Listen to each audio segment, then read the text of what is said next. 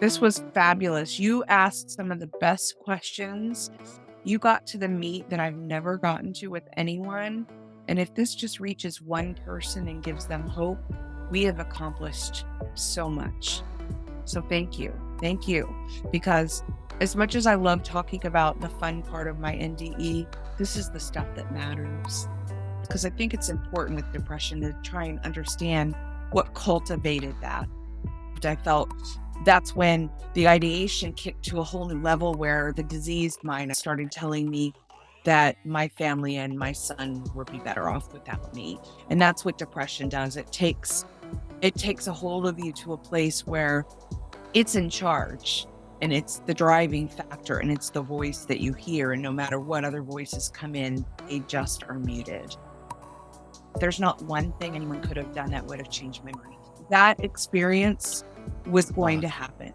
I didn't have that nurturing at home that said, you hurt your leg, let me hold you.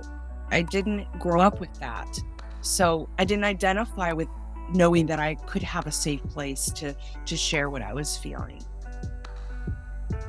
Good morning, afternoon, or good evening, dear listeners and watchers of this episode, wherever you are in the world, whatever day it is. Here's Oliver Schirach with the Oliver Schirach Show, and today I have the pleasure to present you the interview I had with Kelly Sammy.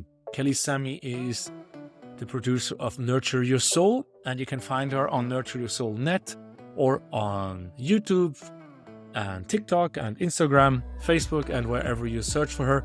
And there's a lot of interviews about her near-death experience. I got interested in having a talk to this beautiful soul because I listened to a few of her near-death experiences after she committed suicide. And I was wondering, what happened in that person's life that she actually got that far to commit suicide?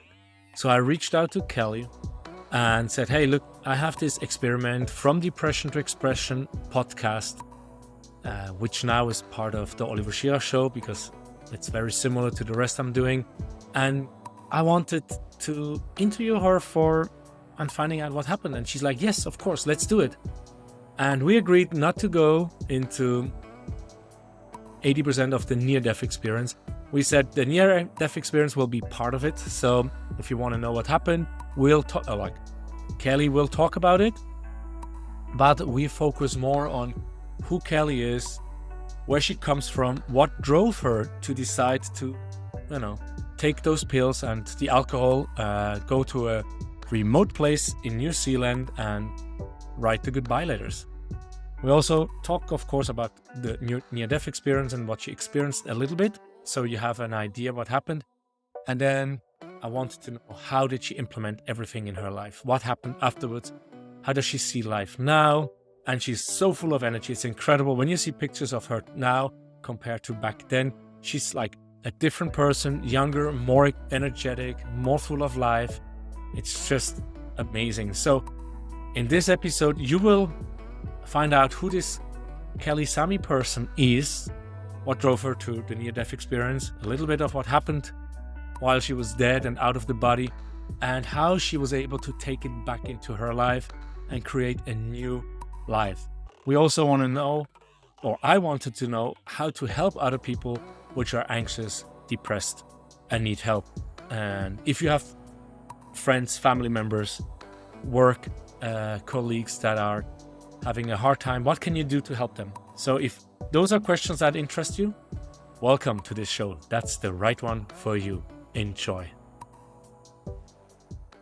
And welcome. This is Oliver Schirach, and this is From Depression to Expression. And we have today Kelley, which got a bit frozen here. I hope it's going to work out. And I found Kelley, I don't know how, but it was something about the near-death experience and suicide. And I was like, wow, I need to know more. And I listened to the interviews on her own YouTube channel about her experience. And we are from depression to expression. And for me, depression ends in suicide or turning around where you are finding yourself, right? Where you find your expression. And that's why I reached out to you, Kelly, that was like 2 months ago, and we agreed we are going to have to talk now, and let's see what we can do today. Perfect. It's perfect. Whatever happens, will be perfect. Yeah, and yeah, as you can see, Nurture Your Soul is your YouTube channel, right? Correct. Right, and also Facebook and other things. And if there's noise around, it's my dog is kind of hyper since we said we're gonna have the interview. She's playing with a ball now. It's all perfect. No matter what happens, it's meant to be. So let's just go with it. Yeah, she's bringing the tennis ball to me. Oh my god. That's okay. Let's get going. I don't know if you have listened to any of my episodes or not. I normally start for a new guest on my show to ask how the guest would describe themselves. So, how would you describe yourself with 3 adjectives, words, and a little explanation around these words? Why you choose Oh, those words? nice. I like it. I think the first word I would say is energetic. Pretty much a ball of energy, even if I'm alone. The second one is quirky. I don't know if you're familiar with that term, but I am very different than most people, and I appreciate that about myself finally. So I just kind of let it roll. And the third thing I think I would say is I love laughter. I love to laugh at myself, with myself, and with others. So um, part of this whole experience is meant to be joy, and I just loved to be engaging in laughter. Yeah, and from listening to the different interviews with you on other podcasts and your own channel, these these these 3 adjectives, they have not always been there, have they? Or Oh have they? gosh, no, Oh gosh. no, oh gosh, no. We'll go into that definitely. That's diving deeper. Um, Another icebreaker, as if we would need that. But if you would be the new color in a coloring box, what color would you be? It could be any color. It could be banana, transparent, blue, red, yellow. And why would you be that color? That's easy. First, it came up in my near death experience, and it's baby pink that I felt when I burst out that I to this day can't recreate. It's a beautiful hue of pink that just isn't in this human realm. But that's what it would be. It's a baby pink color. If you think, however you can imagine that photo. And Yeah. this is because of your near death experience, or Yeah, the where my body my energy body was thrust after my near death experience was into this blissful pink that I can't. So if I could recreate that into a crayon, I would. okay, yeah, that's I remember also when you explained your near death experience, uh, you said something about it was not like you saw it; it was kind of like you were that, right? So Right, yeah, that's right. I became that. yeah, and it was also with the smells, right? Correct. Nothing was external. I was it. I was all of it. Yeah, so that makes sense. Okay, then uh, it's secret or fun fact. Not so many people know of you. Perhaps only your closest. Huh, that's a good one. Hmm. I mean, we talked a little bit about something that's a secret. I mean, I share it. I'm a big avid faster, so that's something, but that's not really a secret. Let me think of something that's a little more juicy that I don't share regularly. I am an internal I'm an introvert who can extrovert. And it took a long time for me to understand that. I can do the people-y stuff out here, but I am definitely someone who prefers to be one-on-one or introverted.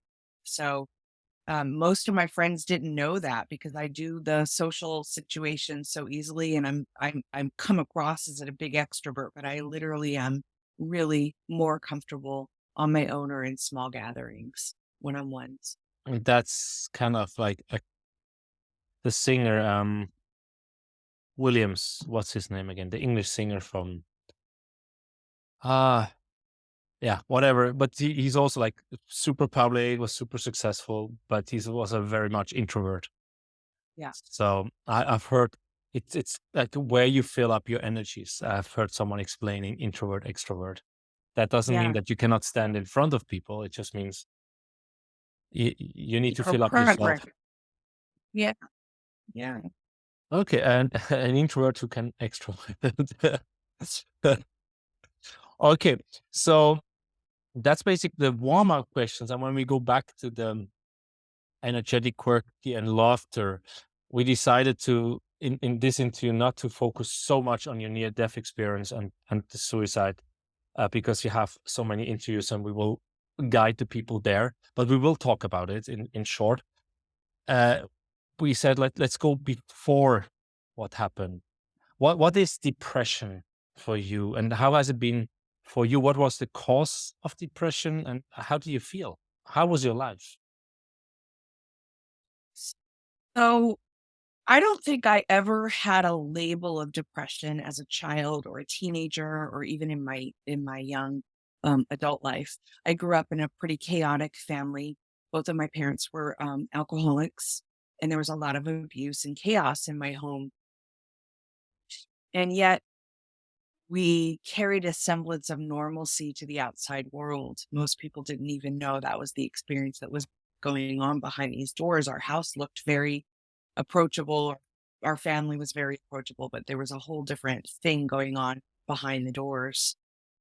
And I just have memories. In fact, I was thinking of one last night, knowing that we were doing this interview today, where as a small child, I had done something that had disappointed my parents. I don't remember what it was, but I remember feeling so sad and so depressed that I went into my room and I drew all these paintings saying I was sorry and sad faces, like everything indicating how depressed I was. And I hung it in the hallway towards the living room. There was a door there, so they didn't see what I was doing. And I think internally, even at that age, I was hoping somebody would recognize that was a cry for help, but I didn't know that. And then fast forward into my teenage years, started having some intuitive, connective experiences way before even this near death. And that was scary to me. And I wanted to turn that off. And that also caused some internal depression or disconnect for me because I felt like I couldn't share that part of myself. What it felt like, What was this thing that made you feel worse that happened? I mean, just if I shared something that I was intuitively connecting with people, they looked at me like I was crazy or weird. Um, I had an experience when I was a teenager where I saw one of my friends getting ready to get bullied by other friends in an experience intuitively. And I warned her. I said, and we were in PE or gym, and I said, I just want to warn you not to go with that group. There's something that's they're not being genuine to you, and I just want to warn you. And she was like, "Thank you so much." And I was still changing, and when I walked out to the gym, she was with that group and she had told them everything that I had said. And I walked out of the changing room and they were all laughing and pointing at me. And I just remember in that moment feeling so sad and so depressed and so internal, but I was very uh, engaged with social activities and people at school and stuff. So I fit in well. But that experience made me want to push people away and remove this part of myself. So I said, I don't want this. And that made me depressed because I felt like it was something that was meant to be enjoyed. And I felt like I had to push it down or shove it away. Yeah, okay, yeah, I can see. So it sounds like pushing away a part of you, which was your intuitive sense, was depressing you. absolutely. And now I understand we're all intuitive. We're just taught and conditioned.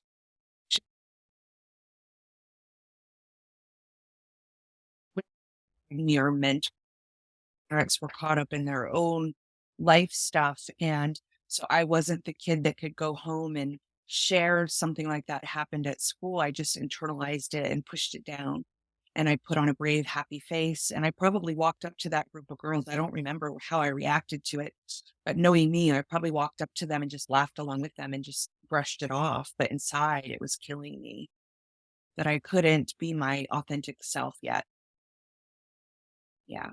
Um, ho- when we go back with these intuitive senses, uh, you push them away. I don't know what was the age about because I'm Gosh, it would have been middle school, 7th grade. I'm so bad at ages, you'll hear me, I mess this up all the time.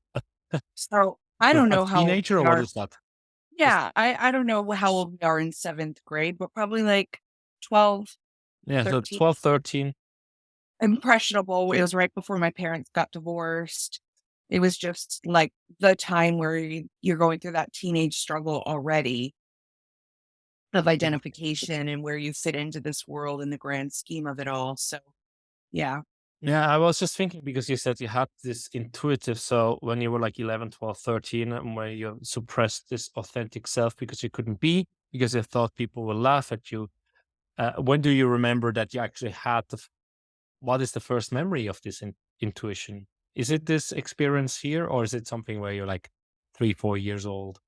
Oh, no, it was just always a part of my life. I just never knew other people didn't have it. I didn't talk about it. It was just a normal part of my life. In some of my early videos, I even talk about remembering, again, being in trouble, being in my bedroom for some reason, and laying on the bed and looking up at the curtains, and the little figurines on my curtains were moving and dancing, trying to entertain me.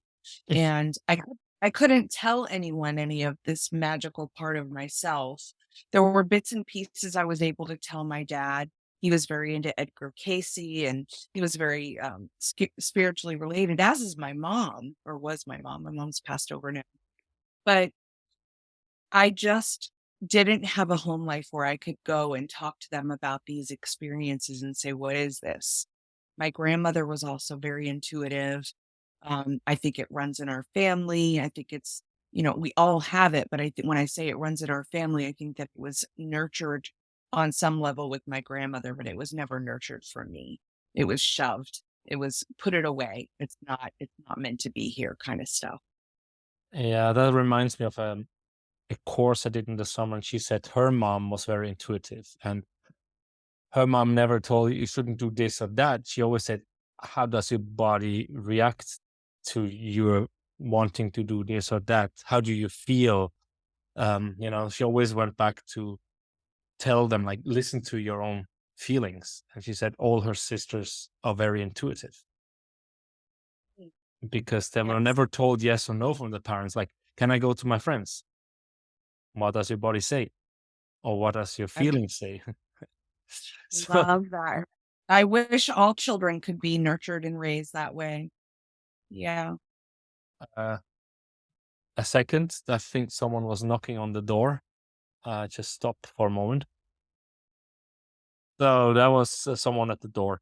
Um, and we were just talking about intuition and how in this course, the lady's mom encouraged the kids to actually listen to themselves. Is this a good or a bad idea? Um, I love it because I feel like I have no intuition because I just shoveled it down. And it's very hard for me to remember. I mean, I have a few moments also the last years where some things popped up. So you say intuition and the magic was always a part of you, and but it wasn't really nurtured from your parents. So and then with your friends around yourself, you didn't feel you could be authentic, so you pushed it down, which made you feel bad. And you think that's kind of the start of your depression? Absolutely. I think if we can't be our authentic selves, which, part of this whole exploration, the whole reason for the incarnation and the experience is to find what we think is our truth. And if we are starting from a place where our true north isn't even, you know, true north, uh, it absolutely will feel disconnected within the body. And that's what depression is. Depression and anxiety are triggers. They're alarm clocks for the body to say you're out of alignment. They're not meant to harm us. They're meant to get us to tune back in. So absolutely, I think that's where it started. And that I started building characters. Oh, okay, I fit in if I dress like that. I fit in if I behave like that. I fit in if I show up like that. So instead of going the reverse of removing myself from those types of situations, I dove into becoming characters in the play so that I could fit in. And I did a really good job for 38 years, for sure. Depressed and anxious and all of those things. Yeah, that's just reminding me of while I moved, found the book, and I cannot see it now. Where is it? It's a small book. Here it is.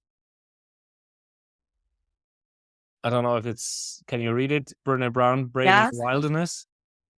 That's Yes. exactly that's what triggered my memory from what you said. It's not being yourself, trying to fit in, right? Because we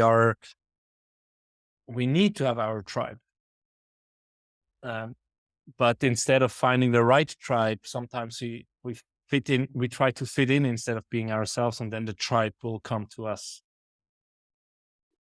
Absolutely. Instead of owning my quirkiness, right? I tried to hide it. I tried to bury it. But now I just let that inner quirkiness just thrive because it's my favorite part of myself. Why did I bury that for so long? Yeah, You you're the know, we're bee queen, the the quirky bee queen. yeah, I mean, why not just love all of it, right? It's supposed to be a celebration. You're Yeah. making fun of all my bee stuff, my my little gnomes. We'll talk about that another time. These started when my son was little. We used to make little gnome houses in New Zealand, and that's where these guys came in. But my love of critters, my love of anything in nature, absolutely. Yeah, but let I'm curious. I'm thinking too much. I should let my intuition go more. But that's probably also because I only slept 1.5 hours and I had 2 cups of coffee more than I usually drink a week. So, but I'm surprisingly fresh. But I can see I'm jumping a little bit in my head. So yeah, removing yourself, not being yourself. So now you said 35 years. So what were kind of other, like, there must be some more highlights, some more cornerstones, like this moment with your friend where you try to warn her from something that's going to happen and then you pulled back. Do you have other cornerstones in these 35 years which kind of deepened the depression or the dissatisfaction or Yeah, pain? I mean, it started at age 3. I was molested by my maternal grandfather when I was 3. He was very religious. His religion was what I would call more of a cult. And I was taken to this religious retreat on a weekend, and I was molested. And everyone suspected that this had happened to me because I came back a very different child. Um, I didn't find out until much later in life that my mom was actually molested by her own father who did this to me. So then I went through depression of finding out, wow, she knew he was capable of this and allowed me to go with him. And then when I came back and I was so changed, nobody talked about it. It was the under the carpet.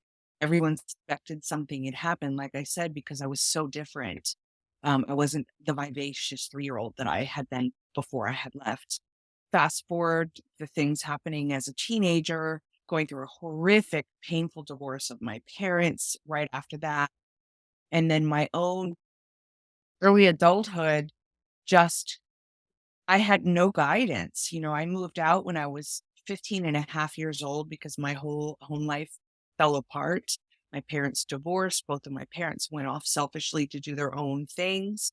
And I was in high school trying to pay bills and live and get through college and do all of these things. So, there's so many factors. I could go on and on. We all have stories of what creates our drama and our stress and our suffering. But for me, it was just one thing after another, and they just built up until one day it was just enough. And that was the age of 38 when I committed suicide. Okay. Yeah. So it's all these different things that came. I was also thinking like if there was more that you became less authentic as well. Did you also through all these events become less authentic, become more acting? Oh, definitely. Again, don't let people know your pain. Put a smile on your face, make sure everyone knows you're okay. Um, Only speak of happy things. I was the best reframing, which is why when I do counseling work with people, I tell them we're not reframing here. We're not spiritually bypassing anything. Let's go into the pain. Um, I never allowed myself to experience any of that. I pushed and pushed and pushed it away and just kept putting on characters to get through life. That's what I thought we were supposed to do. Uh, y- yeah, that's one of the things. Characters or wearing masks and be a different person at different situations. I'm like, I don't want to do it. But Right. of course, I'm wearing a lot of masks because I'm not honestly with myself, right? I'm also fighting with depression myself. Like I feel really good and then I feel really down, and I'm like, what is going on? Of course, other people say it's the energies in the world, and we're on a change, and could be. Many times there's a full moon when I have really lots of problems, and I'm not having a calendar which tells me when the full moon is. I find out when I feel bad, and I'm looking up in the sky. I'm like, okay, Right. it's the time again. um, but else, I'm struggling so much with that. So I know I'm wearing a mask, but also I wear the mask when I look in the mirror, so I don't see myself and accept myself for who I am, and that's a little bit where I'm right now. But generally speaking, what I don't know, 14, 15, 16 year of age, and when people say, yeah, but you cannot be you when you, whatever, go to work here. You cannot be you when you're together with these women. You cannot be you when you go with this family retreat. I'm like, what? Why do I have to be different when I go to a family retreat? Why do I have to be different when I go to school? Why do I have to be different when I'm out?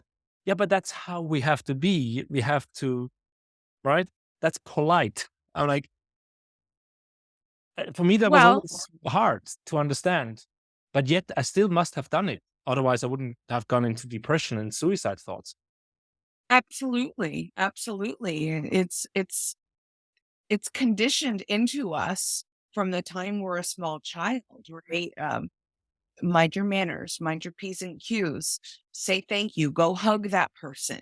Even if everything in you as a child says that person's not safe, from a small age, we're told whether it's safe or not, you go with that grandmother, right? Or whether it's safe or not, you go thank the scary neighbor that your little child's intuition is saying, don't go near that house. When we're told, we're conditioned, we act accordingly, right? We do the robotic thing. We behave the way society expects us to behave until we don't. Until something inside of us snaps and says, there's got to be something more than this. Yeah. Yeah. Yeah. So fast forward, you're American from the accent that we can hear. I cannot tell where from the US, but when enough was enough, you lived in New Zealand on an island. And from the different interviews, I've heard it at least twice. Perhaps you mentioned it more. That, as you already said now, that you were the happy smile, the happy face, the good woman, and no one suspected all the pain. You turned on the shower, you were sitting in the shower just crying, and you started preparing by getting a notebook so you can write all the goodbye letters. You gathered up a medication. I don't know what kind of medication did you gather up. Were you on medication or? I had so many mixed, like, I think most of us do this when we have a prescription of some kind, like if you break an arm or you have a sore throat and the doctor gives you medication and you don't use it all, you store it somewhere. So we had a cabinet full of just a mix of and medley of a lot of things, but I had also been put on antidepressants, anti-anxiety medication, and sleeping medication. I had all of that kind of just in the medicine cabinet, and I just threw it in one bottle. I didn't know what I was taking, and I mixed that without. Yeah. Wow. And now the question is, because the people didn't know of your pain, did you take antidepressants without anyone knowing, or? When I moved to New Zealand, I was there for about 4 years when the depression was getting to a place where I was having these suicidal ideations.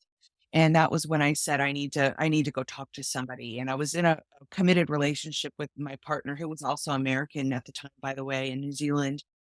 And he agreed. He said, look, this isn't normal how you're feeling. Even though I was hiding it from him, I was starting to tell him that I was having these thoughts. So we both agreed it was time for me to go seek counseling, and I did. Unfortunately, what I didn't know is how sensitive I was to medication. Um, and the medications they were giving me were making it worse. So even though I was taking them, I wasn't taking them regularly and I wasn't taking them in a scheduled way. And when they would increase the dose or decrease the dose, I wasn't involved or engaged. I was just starting to tune out because I felt like I wasn't being heard. Yeah. So it was Wow. legal medication. It was all prescribed to me. Um, Yeah, but it and I didn't just help you. didn't help me, made it worse, made it much worse. Yeah, I mean, that's I had lamotrigine, which is not for bipolarity, it's for manic depression and for schizophrenia. And I said, yeah, I have manic depression. No, you just slightly smooth swings. I'm like, yeah, I want to kill myself. And then 3 weeks later, I have like the world's best idea and I feel like I can change the world. And then 2 months later, I really was very close in driving into a truck. Um, and you tell me I just have mood swings. I don't know if they were not allowed to say that or whatever. And then I read about the medication. But for me, it was really like, I want to get off that medication as fast as possible. Uh, because I have close friends which are on medication for 20 plus years and they're not getting better, not at all. And I see them and one of my friends is like, I have the worst anxiety attack now. I'm like, yeah, but your voice doesn't sound like an anxiety attack. It's in your head, you know that. I mean, I've been there, so it's very hard, but I'm very hard to him, but I'm like, stop telling yourself you have an anxiety attack. Every time I talk to you, you say you have an anxiety attack. So you have one because you tell yourself. And the medications don't work. I told him, like, do the medications work? No, no. But so why do you keep on changing them? Why they keep on changing them and more and less? And then, as you say, you cannot use those people when they change the medication or the dose. They're just in bed or whatever. And for me, it was like I just felt like dull. I just felt dull. That's a great way to point to it. That's how it started to make me feel too. It was like I was numb, but I was still sad, right? So It's, even though I couldn't cry anymore, I just felt numb. So now I felt like I was twice removed from life instead of once removed.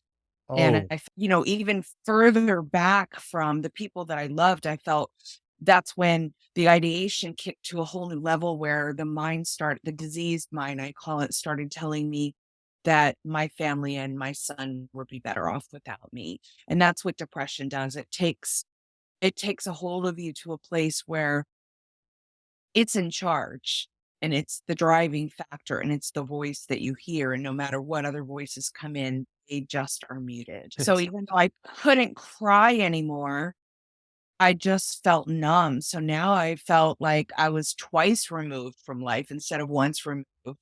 And oh, even further back from the people that I loved, I felt that's when the ideation kicked to a whole new level where the diseased mind, I call it, started telling me that my family and my son would be better off without me. And that's what depression does. It takes a hold of you to a place where it's in charge, and it's the driving factor, and it's the voice that you hear, and no matter what other voices come in, they just are muted. So that was a great way of defining it, but I just wanna be careful with people who are listening to this too, um, because 'cause we're both saying how frustrated we were with medications, but I just wanna say if you are listening to this and you are somebody who is struggling with depression and you're working with a doctor and you're on medication, please don't just stop taking the Oh medication or yeah. make decisions. Be careful about this stuff, guys, because it's a very powerful set of drugs that they use for anything involving the brain. And I am not here to poo poo all of it by any Oh, means. I do think there are people it actually serves, and there are people that it actually helps. But unfortunately, in my situation, it just amplified the problem. It made it worse. I just want to be careful about that. yeah, but that's the experience from the people around, at least from the ones I know. It makes it. They can live. They sleep a lot. They Yes. sleep a lot, and they're always tired. And I don't feel they're better with them than I'm without. So for me, it's like I have the feeling the health. I mean, what would you have needed? I mean, let's put it that way. Not go into the discussion about the pharma if it's good or not. I mean, 5% better according to research from placebo. So the antidepressants. I mean, you can use a plaster, but sometimes you need a plaster, right? Because you bleed so strong. And I Right. think that's the same for these medications, but not 20 years, in my opinion. So, what would you have needed in that point? That's a great question. I love that question. Nobody's ever asked me that. Let me think for a minute. I don't want to just, what would I have needed? I have to go back to that because I'm not that Kelly. I have to go back to that aspect.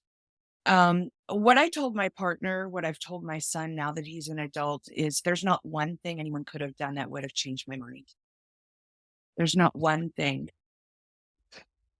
Uh, That that experience was going uh, to happen. yeah, yeah.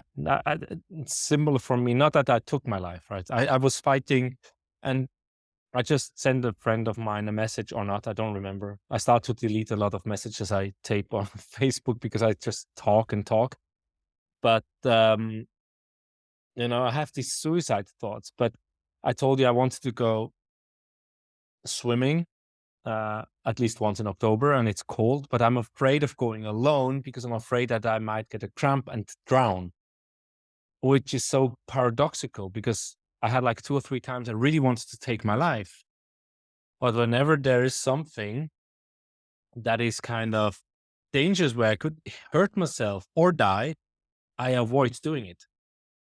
It's doesn't make sense. And but that's just one thing that came up. But the thing where you said no matter what they would have done, nothing would have changed your mindset. I went to a trauma talk for like 7, 8 times, and I had a really good 5 days. I did some Joe Dispenza meditation, and I think that was like the effect. I had like 5 days where I was just not bliss. I know bliss must be higher than that, but I was on a high level. And she's like, okay, now how would the bad Oliver feel, like the depressed, the low energy? What could the high version give that? And I'm like, I tuned in. I was actually able to tune into my when I'm low, and I'm like, nothing. I can do nothing. Because when Yeah. I'm down there, whatever you say, whatever I say myself, nothing works. But being able from this higher vibration going to the lower vibration, um, it helped me when I was falling down because I remembered I was up there and I knew I cannot do anything. But what she advised me was like, just hug or just there. Um, what often comes to me as what can be done is like get meaning into your life, like get your tribe, get your society, get something to do, get the work that inspires you. And I think that's what a lot of states and communities could do is like, okay, you're depressed, you have antidepressants, but what do you love to do? I love to make little airplanes out of paper. I don't know, or whatever. Okay, let's come and you just play here. You don't have to do anything else, just do that. I think that will bring people back to their own self. But if people say, just do more of what you love, but you still have to earn money and do all the other things, it's very hard sometimes, especially when you're depressed. And I see it myself. I just moved. I'm like, people are like, now you're alone. Just do what you love. I'm like, I want to, but 5 days, 7 days passed, and I thought I want to draw or talk to people, and I'm not doing it. So it's kind of like you need kind of like a tribe around you, which creates the space so you can feel free and safe to do whatever you love. If it's being with animals or planting whatever, flowers or making airplanes or whatever it is, you need to have like this safe space. And I think that's when you're depressed. That's what you really need, is to get that safe space you can go and that's from my side. How do you feel about that? I agree with you, but I would say there's a step before that that would actually be more fruitful. And I think the step before that is having people in your life that you consider safe people that tell you it's okay to feel the way you're feeling. To me, that is the most important piece, to be able to step out into life and to engage with your tribe, or all the things that you mentioned are perfect. But to even get your foot out the door, sometimes you just need somebody to say, let me just sit with you and allow you to feel how you're feeling. And let me just hold space for you there and let you feel that way.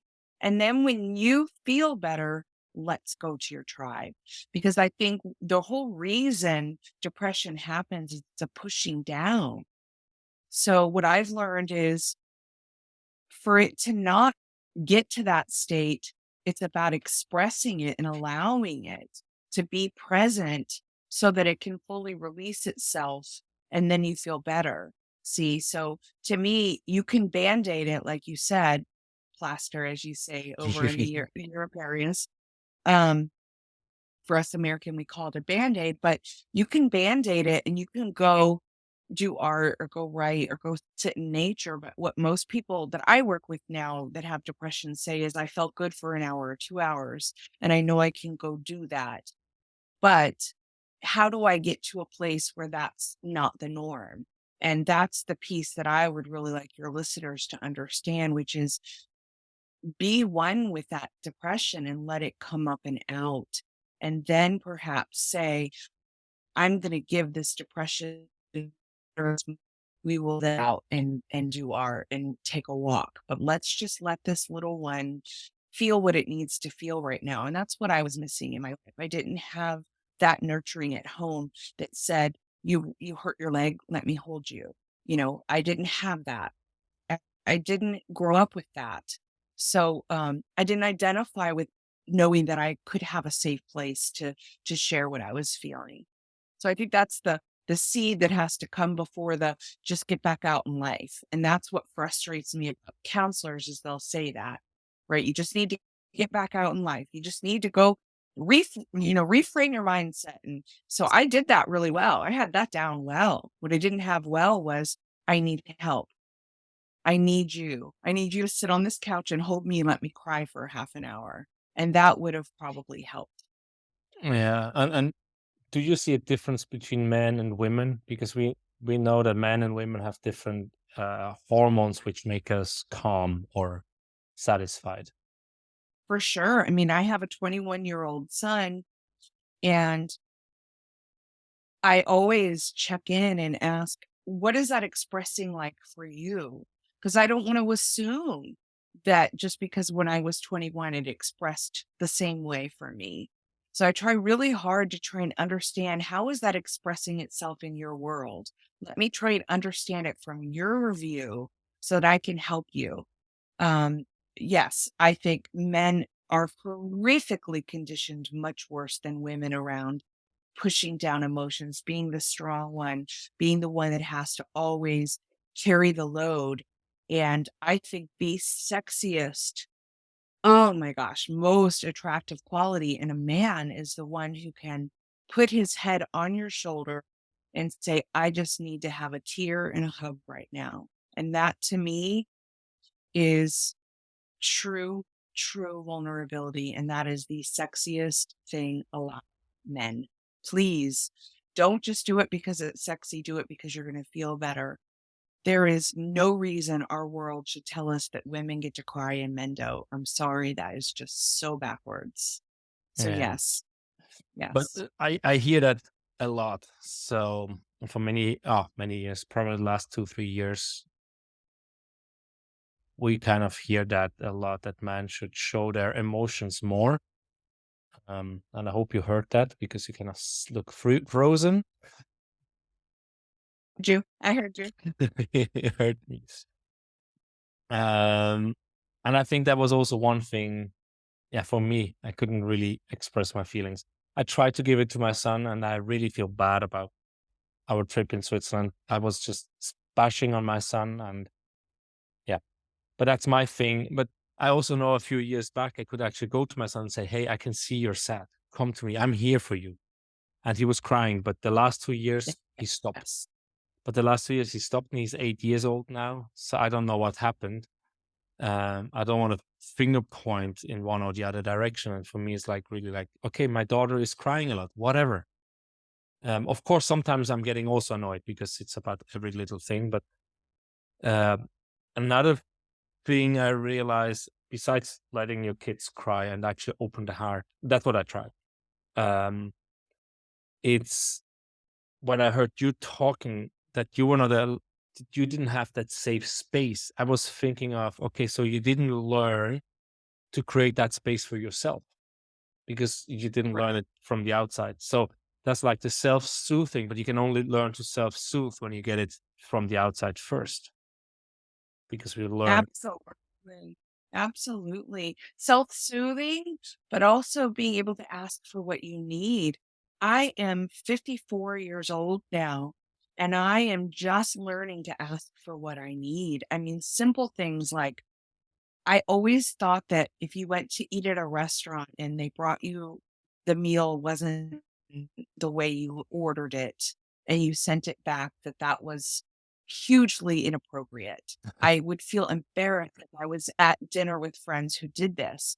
Now I realize, oh my goodness, they want you to have the meal you want. They want you to enjoy that meal. The restaurant wants you to say it's undercooked. They don't, you don't have to be rude about it, but you're paying for that meal. And if you're sitting there just eating it or not eating it because it's not the way it should be,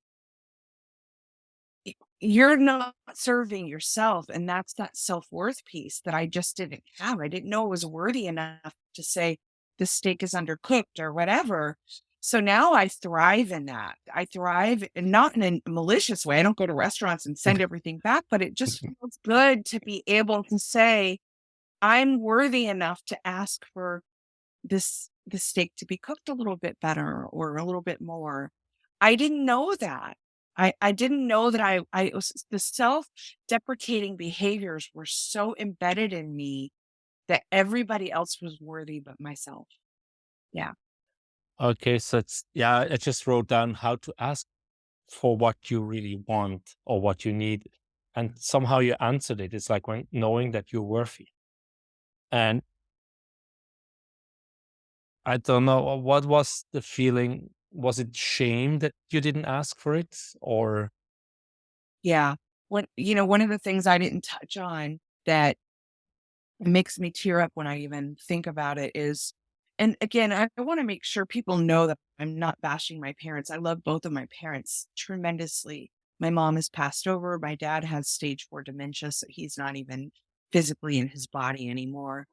I love them dearly. They did the best that they could, but they were not the best parents. And um, I grew up feeling like I had to parent them in a lot of ways, and so as a young child, I didn't know to ask for what I needed. I learned to give them what I thought they needed me to be. So at a very young age, I was told I was meant to be a boy. My dad wanted a boy. My sister was 18 months older than me. They had their little girl, and I was a girl. I was told I was gonna be Michael Scott from the time I was little. My sister was dressed in beautiful pink things, and I was put in boy clothing. My hair was chopped off in a page boy cut. And I was treated that way. And that was horrific for me to experience. Again, another thing that I never allowed myself to realize was I wasn't allowed to be my whole self. From the time I was born, I was a disappointment. I wasn't the kid that they wanted. So worthiness was a big part of it for me. And, just wanting to do what made my parents proud. So if that meant eating a steak that wasn't cooked all the way or behaving in a restaurant versus sending food back, you bet your bottom dollar I did it. I smiled and I did it. Yeah. Yeah. Wow. So many questions. Um, I sometimes have the feeling my kids are doing that to me. This is great. This is great. This is great because nobody's ever asked me anything like this. So I'm tremendously pleased that we're going into depth around this because I think it's important with depression to try and understand what cultivated that. Yeah. I mean, of course, I'm like someone which killed herself and saw the other side and came back. Yeah. But I'm like, this is my ego speaking. I want to be more of service. So if you have shared your story, and we will link to the one or two interviews we consider are the ones you get most out of it. Or we even add it at the end of whatever the audio. We'll figure out the way. Um, for the people like, this is the extra. Here's the deep. But I just started asking. I have sometimes the feeling that my daughter, especially, also probably my son, are behaving in certain ways because I have been depressed or I'm still having depression. I'm not as deep down anymore. Like I'm definitely like the depression where it's going really down below this black line here. Now it's going above. Um, but I still have the feeling my kids are not authentic because especially my daughter, I have the feeling she wants to serve me. She wants me to feel good. How can I avoid as a parent? Because that's not what I want. I want her to be herself. What I tell clients, because again, I have the gift now of hindsight being 2020. And when I work with people who have children and they're dealing with depression and anxiety or anger issues or they're going through divorce, things are disruptive in their family, I tell them just be honest with your kids. Don't treat them like they're little. Treat them like they are the intelligent beings that they are and sit them down, teach them what raw emotions mean. I have people who have children who have autistic children and who have children who are on spectrum lines. And I tell them, don't tell them not to feel what they're feeling. Teach them that it's okay to feel that. Show them tantrum that you as 47, 54-year-old, whatever, can do the same thing. It's a powerful thing to show your children these emotions, these raw things are healthy. Down, that wasn't healthy. Don't do what I did. Let me teach you a new way, but don't walk around me in eggshells. Say, Dad, I notice you're seeming a little off. Do you need a hug? Teach them to engage with those feelings versus stepping around them like eggshells. Yeah. Yeah, and I try that, and I get sometimes bashed from different people. Again, not to finger point to any specific that like you cannot be like that. You have to wear the mask. Blah blah blah. But I also agree that I started talking to the kids not appropriately when they were too small because I didn't have my network. I didn't have my man group around me to do all the sports, Right. to do all the things. So that was wrong. But let's shelve that question. I really like it what you said. Be honest and show them.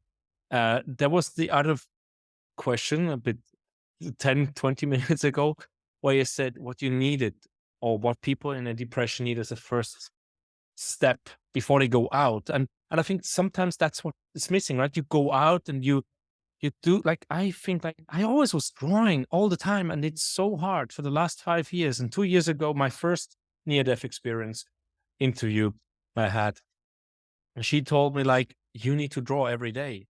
And I cannot. She's like, that's your path through the pain. But you said also like you need to have this safe space, this 1, 2 persons or this family, whatever. You can just cry, you can laugh, you just feel safe, whatever happens.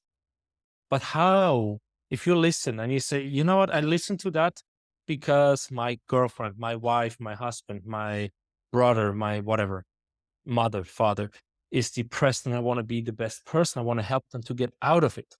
My best friend, my best girlfriend. How are you able to hold the space for others? I mean, besides reading Eckhart Tolle's books, um, that's what came up to my mind, right? How can you practically be there for a person? Another great question. I love this interview so far because I think we're getting into some of the meat that's so important. So thank you. I mean, honestly, I sincerely thank you for asking these questions. The best way, honestly, is silence. Be with them in silence. Hold them. Tell them it's okay to just allow the emotions to come up. Rock with them. Rub them, touch them. Human touch is such an important part of this. Don't be afraid. I have some friends who are very stoic that are going through rough times, and I will put my hand on their knee and I will just rub it and say, it's okay to feel what you're feeling. And I will watch them try to hold it in, especially the men will start with this, real intense, like you can see they're trying not to cry or not to show. And I will just keep holding that space just lovingly. And they see in my presence, in my vibration, that I don't care if they cry. I don't care if they're raw. I don't care if they crumble. And that safe space allows them to do what they haven't allowed themselves to do, which is to truly unravel in that moment. It's not anything that you say. It's not reading a book. It's not bringing them flowers. It's not paying a bill for them. Those things are they need those things. What they need from you right now is your presence, full presence. Put the phone away, turn the TV off, rock them, hold them, and say, feel what you need to feel. Hold space. That's what holding space is. The authentic truth is the most intimate relationship you can have is in silence. Think about that. Yeah. I think there's written books and poems and many quotes about exactly the silence and the power. And going back to Eckhart Tolle, just be there, be present. Don't get in the pit with them.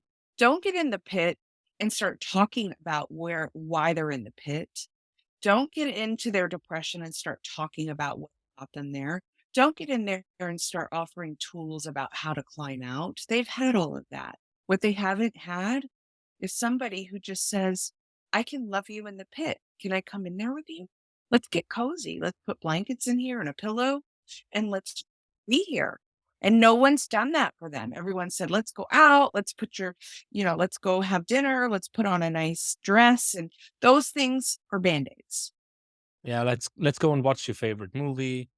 Uh, yeah, I was just like, the picture came up. Especially my son. With my daughter, it's easier to just be with her. Like, yeah, I'm looking at my kids, and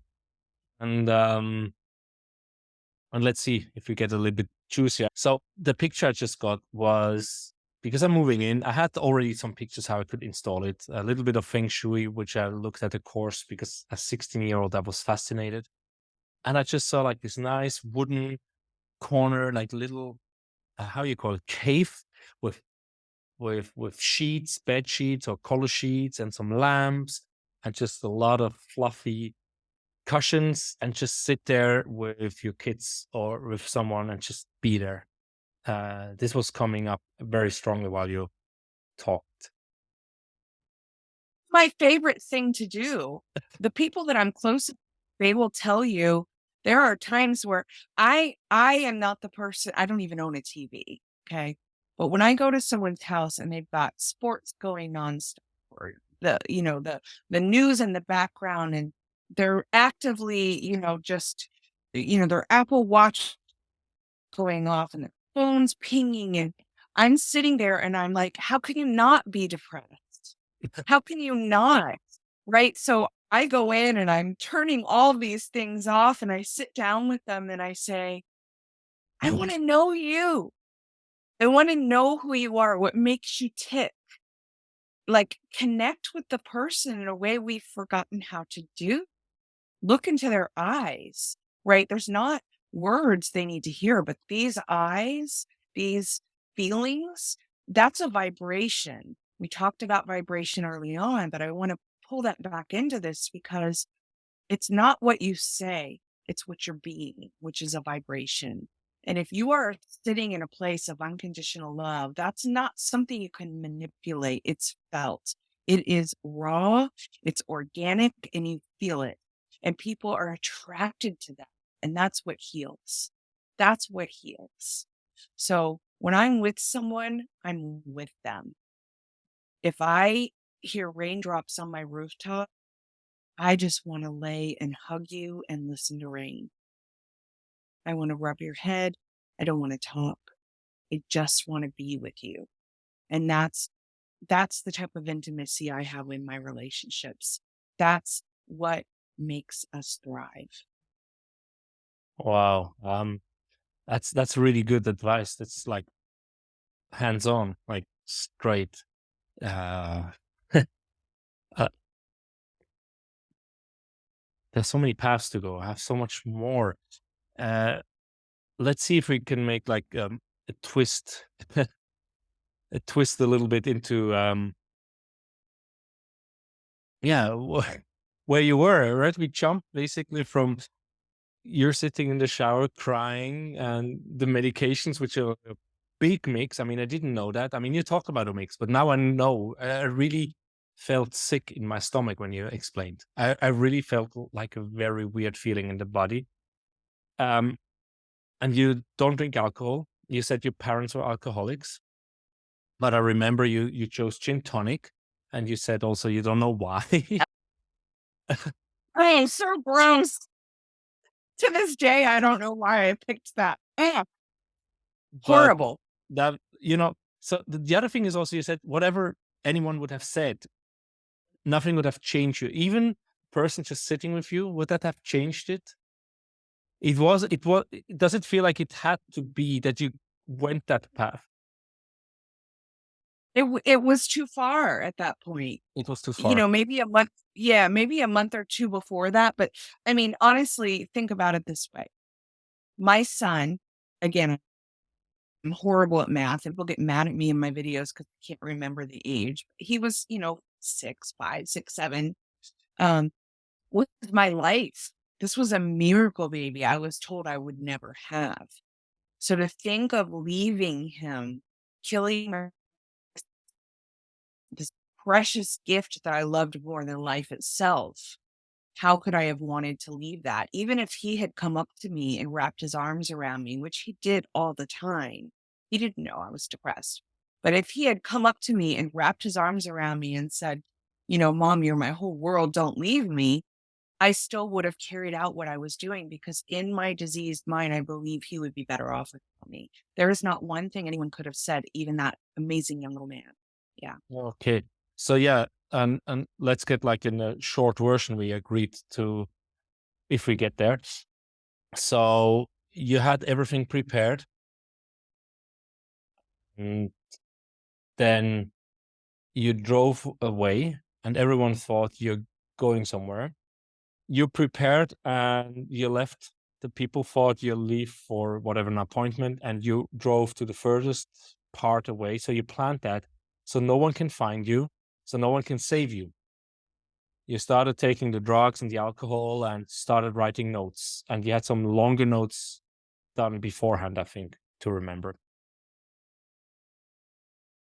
Yes. And Yes. and then what happened? You were also very Christian, and you thought that's a big sin to take your life, and you're gonna be punished for eternity, I guess. Yeah. I was raised Catholic, very devout Catholic.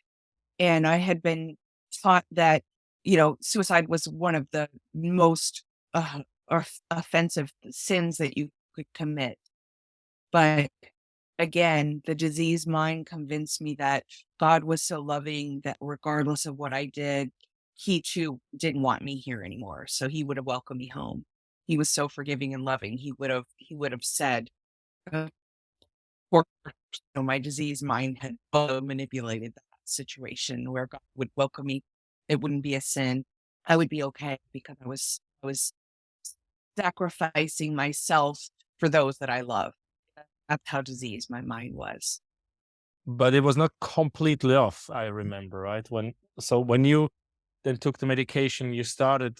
Yeah, you explain it. It's your story. Yeah, so I started taking the medication slowly with the alcohol. I knew at least to do that, and I was writing the suicide notes, and I was in my SUV parked at the top of the bluff, and without going into all the finite details, I started feeling the medication and stuff kick in, so I knew that it was time to get in the back of the SUV.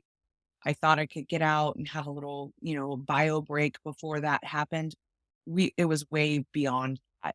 My legs wouldn't work, and so I just put the notes on the dashboard and climbed into the back of my pillow and blanket. And I didn't realize at the time that this was a form of meditation or mantra, but I just didn't know what to do while I was laying there. Like, what do you do while you're waiting to die? So I had music playing in the car. And I was just trying to keep myself calm. I started to say over and over again in my head, I know that God is a loving God. I know that God will welcome me. And then I just kept saying, are you still breathing? It was the weirdest thing. It was like, how do you know when you're dead? I guess when the breath stops. So I started, I do the mantra and then I would, are you still breathing? Yep. Okay. Keep going. What else could you do? And there was no desire to try and reach out to get someone to come rescue me. I was determined to do this. So it was just focusing on the breath. And that's when the rest of the story, again, we won't go into detail on all of it. When I came out of the body and all of that happened, I just kept focusing on the breath. And at some point, I just remember taking that breath and hearing all the sounds and the crackling and the popping. And then I wasn't this anymore. I wasn't this body. Yeah. Yeah. But you didn't get punished. So it was like an all loving God, but it was not like loving you for the sacrifice. It was, or how was it? I don't remember. I mean, it was the pink as we talked, and it was the rose smells, and you were everything. Did you get messages? Oh, yes. So I was feeling the sensations of an upward pull out of the SUV. Um, the body was no longer a body, it was just an energy, and all of a sudden I was above the SUV, like, looking down at the physical body underneath, which seemed to be really struggling and moving about, but I wasn't feeling any of that. I had no sensation of pain. I had no desire to get back into that body. I also didn't feel super curious. It was like this was normal. It was like there was a part of me that knew this was a natural thing to do. And there was no thought saying, get back in. There was no thought saying, go somewhere. There was no thought saying anything. There was just a peacefulness about all of it. And then the sensation of an upward pull, the vibrations, the popping and crackling. I became that. I wasn't hearing it. I was it. I was this upward pull, crackling sensation. I became all of that. And then this expansion of energy until I exploded into this darkness first. And I was in that darkness, but it wasn't dark like we think of it. It was a very loving, energetic space that I would have happily stayed there. And I don't know how long I was there. Time and space just are not part of this out of body experience. I just knew that I felt loved, I felt safe, I felt protected, I didn't feel energies around. I just knew I was all of it, peace there. And then the sensation of pulling and cracking and popping starting again, and then into the pink. I was the smells, I was the sounds, I was all of it. I was expanding like a sardine out of a tuna can, like energy just expanded so wide that I just was all of it. Yeah. It's- So it's like the sensation, like the body is small, and then actually we are much more than this body. and you got that really that Yeah. sensation of more and more. But did you also get any feedback on your depression and on like that's what you also sometimes hear from other near death experience that they there was one girl I remember, she felt like her life is a mess and she messed up, and her guides or guard, yeah, in her case it was like a group of guides and guardians said, no, you're perfect, everything you Yeah. did. And she's like, what, the abuse of my uncle and near killing from this person and the death of my parents and whatever. um and what can I do? And in her case, the feedback was just love. You're one of the ripple effects. Love unconditionally. That was the feedback she got. How was it for you? 35 years of depression. Yeah. I didn't have questions for those that I engage with on the other side. Um, it's almost like there's an internal knowingness. There's an awareness that I had been there before, that I knew that I was perfect. I didn't need them to tell me that. Okay. At this stage, I didn't know that I was going to be returning to the body, but there wasn't a resistance at that moment for that. I found out later that there was at some stage. Um, Everything that happened in that near death experience is still unraveling 14 years later. I'm still having pieces of it delivered to me because a linear mind can't bring back what was condensed, obviously, in a matter of 15 minutes or so. Um, but what I do know is that when I was aware that I was returning to the physical presence, the physical body, the guidance from the other side, which were the archangels and angels, said to me, your only role here is to breathe and not resist. The rest is taken care of.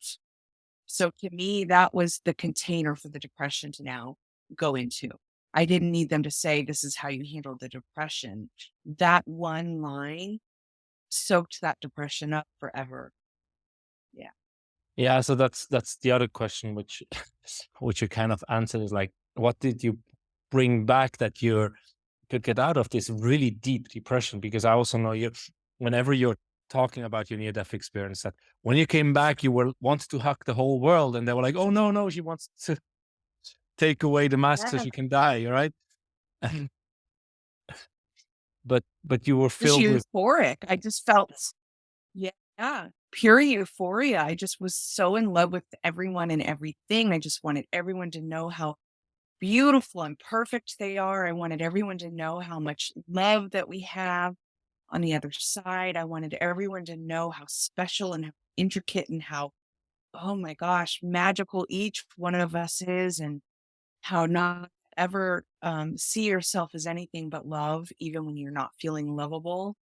I just, all of the expressions of love wanted to come out in such a palpable way that, I was afraid I had damaged my brain with the medication, but those around me just kept saying, everything you're saying makes so much sense that we can't be concerned about you because it all lines up.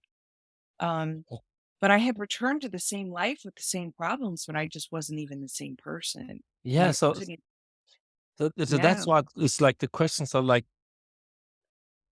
15 minutes. So it was 15 minutes after you left your body, someone found you, basically. It was about 18 minutes is what they had said. How did they find you? Did you ever find out? Yes, so where I had ended up parking, where I had ended up pulling my SUV was on a lot that they had started to take some of the trees and stuff down, and coincidentally, never a coincidence, of course, apparently some of the workers had gone up to explore. It was a weekend, so they had gone up to explore what the job site looked like over the weekend. It was a beautiful day, so they just decided, "Oh, let's just drive up there and see if it's been, if the trees are down, et cetera." And that's when I was discovered apparently, and they called the EMTs who then called, because I was on a remote island, they had to bring a helicopter in to remote me to the main island of Auckland. So, no coincidence that all the things lined up to get me the help that I needed. Yeah, and did you Yeah. ever meet these people or afterwards? No, there were so many things that happened so quickly after this. My son and I ended up coming back to the States. I ended the partnership that I was in with this man who I loved very much, but I was not the same person. My whole outlook on life had changed so much. I just wanted to get to the States and be with family and reacquaint my son to this part of the world. Um, so at that point, I wouldn't say it was shame, but some of it was shame. Um, I didn't feel the need to look backwards to the experiences in New Zealand. I was ready to just step into my new life. So we had a little physical break caused by Zoom. I don't know what happened, an update request, but we both used it to have also a break for recharging. And we stopped where Kelly came back into her body, was all excited, but breaking up with the boyfriend, moving back to the US with your son. Um, everything was the same, but you were different. So how did one thing was like, okay, you had a boyfriend. So what was different? You couldn't be with him anymore because you had such another outlook on life. You said something. Was it your Yeah, vibration? Was it there were lots of things. I mean, the relationship itself wasn't perfect. That was one of, the straws that broke the camel's back, if you will, that led up to me um actually carrying this out. Wonderful man, adore him to this day. But we just weren't well suited for each other. And so after this experience, that just really amplified the fact that we needed to go our separate ways. And I wanted to get back to the States, and his situation didn't allow him to do that. So we knew that this relationship was basically doomed, and it was the right thing to do.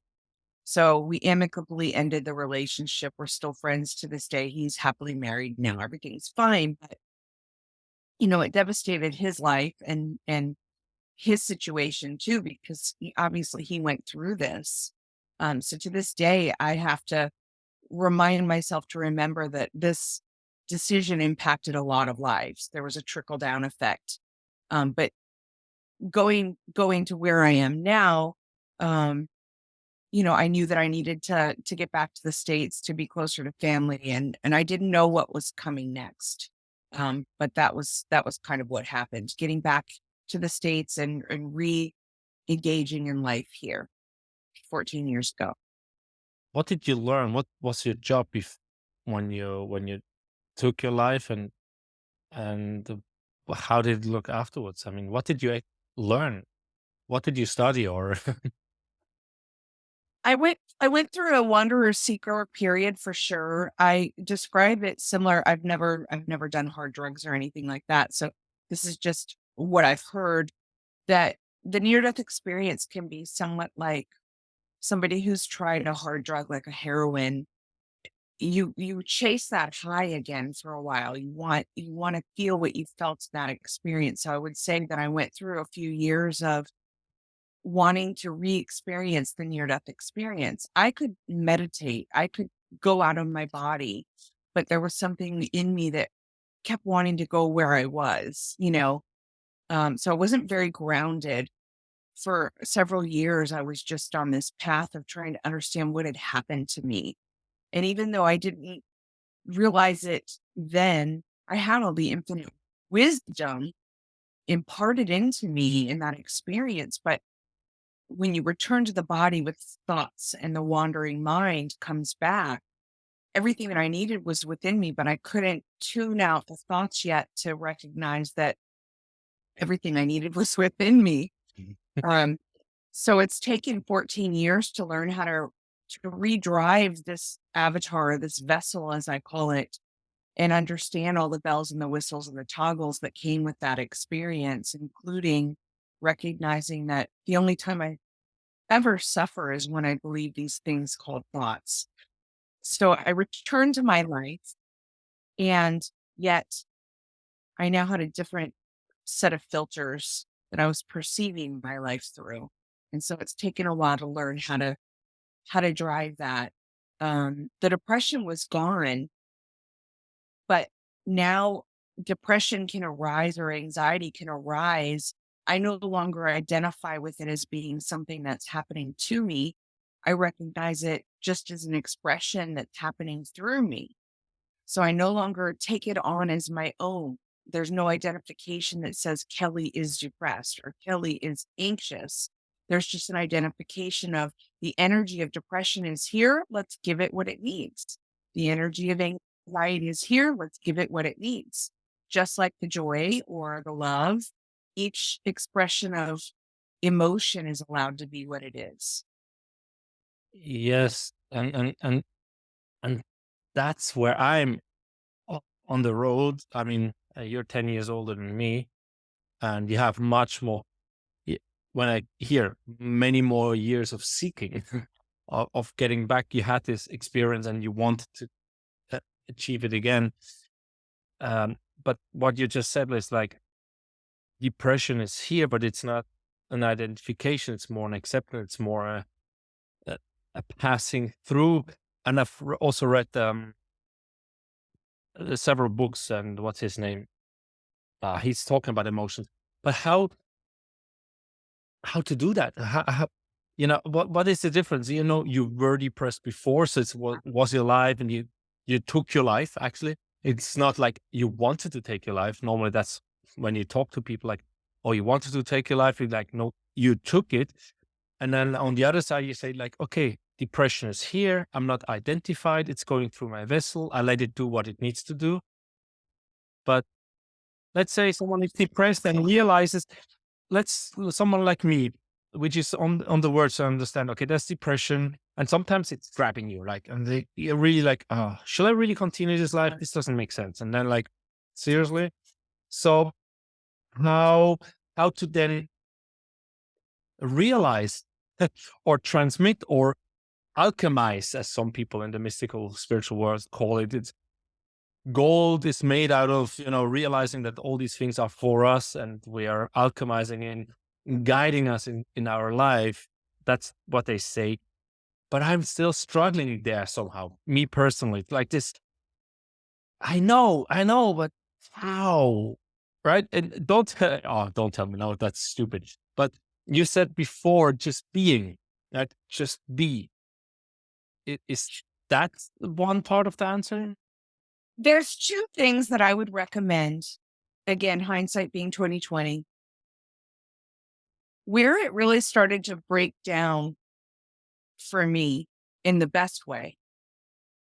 I know people hear the word breakdown and they think that's a bad thing. But to me, that's where all the goodness comes in, is when things break down, the unraveling, I call it, was when I stopped identifying with this thing called Kelley. When I started to purview her through a third party perspective. And what I mean by that is there's a thing that's depressed, and then there's a thing that's noticing depression. How can that be? Start looking at that more. When you start to disidentify with the thing that thinks it's depressed and recognize, no, I'm actually the thing that's aware of the thing that's depressed. Spend more time on that. What starts to happen, and I call it a subtle crack in the sidewalk. Just like the subtle pause between in breath and out breath. They're the same thing, which is why the angel said to me, breathe and don't resist. That space in between, that subtle space in between, is where all the goodness gets in. But we The- rush. We rush to fill it in with, I have to do, or I have to perceive, or I have to understand, or I have to equate, or I have to break this down. The mind wants to stay busy. Don't get mad at the busy mind. Be more of the witness to it. Spend more time noticing what it's doing and less time thinking you are it. I know that sounds really crazy, but think of yourself like a cartoon character walking around with a cartoon bubble. Those thoughts that are coming in aren't yours. They're in that bubble. What makes Identify that those are mine other than another thought. As soon as you start noticing that, they collapse each other down, they break each other down. And when you're in that state of being able to have that awareness be the driving factor, there's no longer a desire to chase the thought and understand it. There's just an identification that it's passing through, just like rain would pass through. You would just pull your umbrella out and carry on. The same thing starts to happen with thoughts. They're still trickling down on you, but you're so far removed from identifying with them that they don't even land on you anymore. They just drip. They don't ever go away. That's what the master laughed about. Yeah, it's the many different pictures and thoughts. Ideas came now while you talked. One was the space in between the breaths, the space in between the thought. While we talked, I was at my friend in his stuka, in his summer winter house in Sweden, and he said, Oliver, when you look at the yin and yang, black and white, if you zoom in as much as you can, between the black and the white, there's a gap. That's the Yes, Tao. that's That's the the truth. Tao. Yes, That's where you yeah. have to walk, learn to walk there. Um, when But you walked, I was like, oh my God, that's what comes.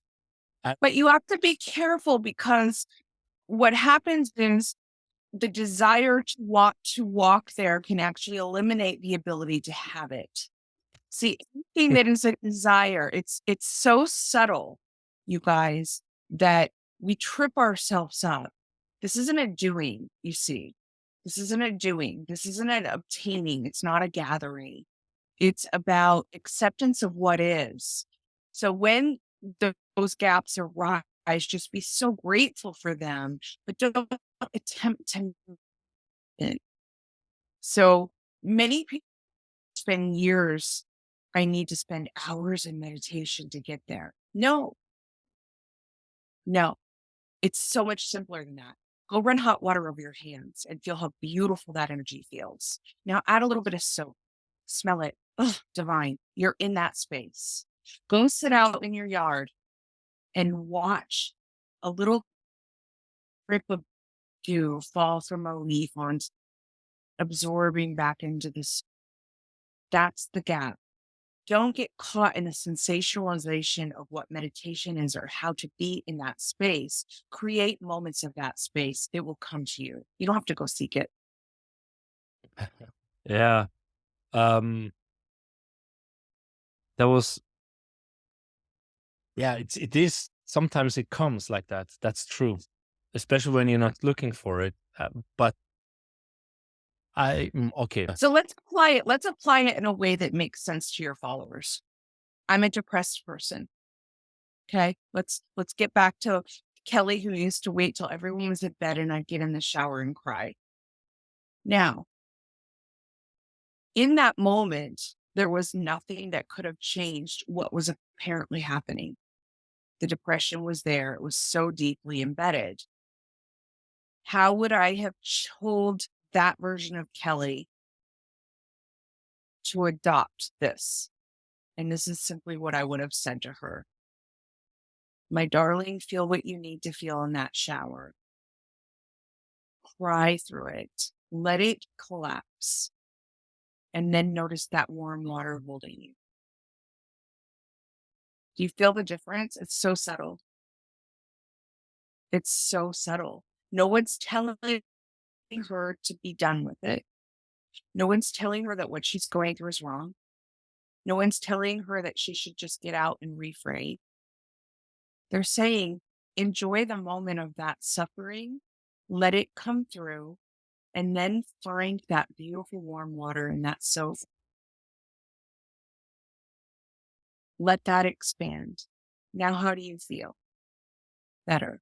Okay, let's know that that other part is going to come again. Now that you're in a space of safety, how do we how do we bring this into our experience so when the future moment comes where you want to go to the shower, that you can get to the hot water first instead of the sadness? That's where the mind goes. It wants to bystep. It wants to spiritually bypass this. It says, I've got it. By gosh, I've got it. I'm never going to have this again. No, you have to do your experience, but now you know how to welcome it instead of pushing it away. See the difference? You So you subtle. you you, you broke out exactly when I think it was very important what you said. So you said the spiritual bypassing, and then I lost you a little bit there. Do you remember what you said? So, yeah. So, spiritually bypassing is I want to reach for something that's going to make me feel better so I don't have to feel this. But that is never going to heal the suffering. The suffering wants, think of your suffering like a 3-year-old child. This is what I tell clients that I work with now. That suffering comes to you, and how would you treat the suffering 3-year-old? Come into my lap, my sweet. Let me hold you, let me rock you, let me love you. But we don't do that for ourselves. We spiritually bypass by reaching for a better moment.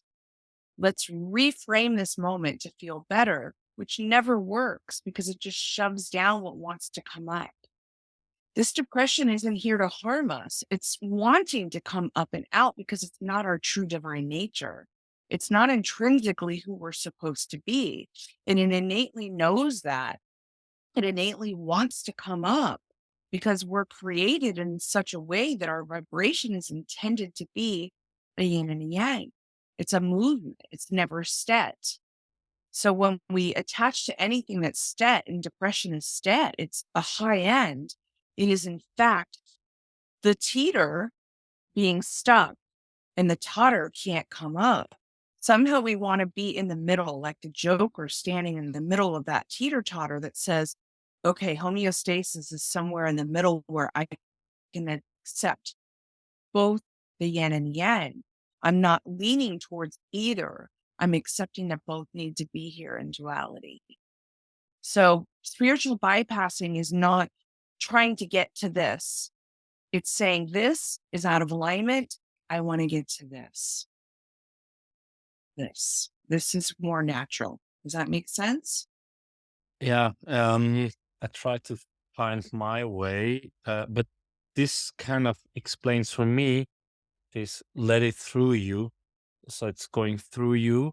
And as you said, it's like I've heard that before, I don't remember where. Um, you will not take a child which is hurt or which, even if your child did something evil, and you really truly unconditionally love the child, you will take the child and support it because the child will Yes, know true. Yes, the correct. child will know it has done something bad willingly, and you still accept it. And normally children Yes. will do something bad willingly because they want to be seen or heard or felt or whatever, and by that you will dissipate. And I that's it. Is that kind of like how you mean, like let it through you and observe it and just, and then it will dissolve? That's also what I hear a lot of time. If you're not holding on to it, like with both hands, but you breathe into it, you feel it, you acknowledge it. Yes, and it's the same in meditation, by the way. It is the same practice as in meditation. So when I go into meditation, just like when I go into what I call a suffering energy, it's not me, it's just arisen. Depression has arisen, or I'm in a meditative state. Where in that state am I feeling the pain? What I do now is I dive into that. I don't try to get away from it. I say, where are you, little child? Let's meet you there. So if in my gut I'm feeling sick, I'm feeling nauseous, I'm feeling anxious, I have butterflies, as we call them here in the States, I don't bypass that anymore. I give myself time out and I take myself lovingly and I rock her and I say, let it through, sweetheart. Be with it. And that could be crying, it could be anger, it could be jealousy, it could be rage. These are not my emotions. This vessel has to experience everything in this play of life, but I don't have to identify with any of it. I can just love it. This sounds very much like a spiritual woo-woo thing, and I don't want your followers to think that. You have to create a space and a willingness where the energy is to be resistance, and that takes practice. Because we've taught ourselves, for me, it was 38 years I taught myself to put on my makeup and go out into the world. So this is a relearning experience of now I'm going to give this one grace. And if today she doesn't want to go out into the world because she needs to be with the one that needs her the most, which is her, that's what we're going to do. But what happens is we call it FOMO in the United States, FOMO, which is the abbreviation for feeling of missing out. We have this FOMO, this feeling of missing out. We look out the window and say, I shouldn't be in here depressed. I'll take myself to the movies. I'll take myself to the beach. I'll take myself to these places. And that's just spiritual bypassing. How about I'll take myself to the beach after I've given what I need, and we'll go to the beach. But then we'll go to the beach not because we're trying to bypass what we're feeling. We'll go to the beach because we allowed it to come up and through and we feel better. It's so subtle. Yeah. It's not only spiritual bypassing, it's emotional bypassing. You don't feel the emotions. It Absolutely. was Gary Zukav. It- Um, there was one part in one of his book, The Seat of the Gods, where he explains like a near collision in a curve and the two extreme ways how you can react on that near perhaps fatal collision, whatever. One is like yes, exactly. You sit there, you stop, and your heart is pounding. You just feel the sweat. You feel that clenching of the hands around the steering wheel. You feel the coldness in the fingers and the stiffness. You feel the heart pounding. You feel the breath, and you just feel it, and like wow. And then just everything goes, and you're like, wow, that was almost near death, and my body reacts like that, or whatever accident, whatever could have happened. And like, I hope the other person is good. I'm okay.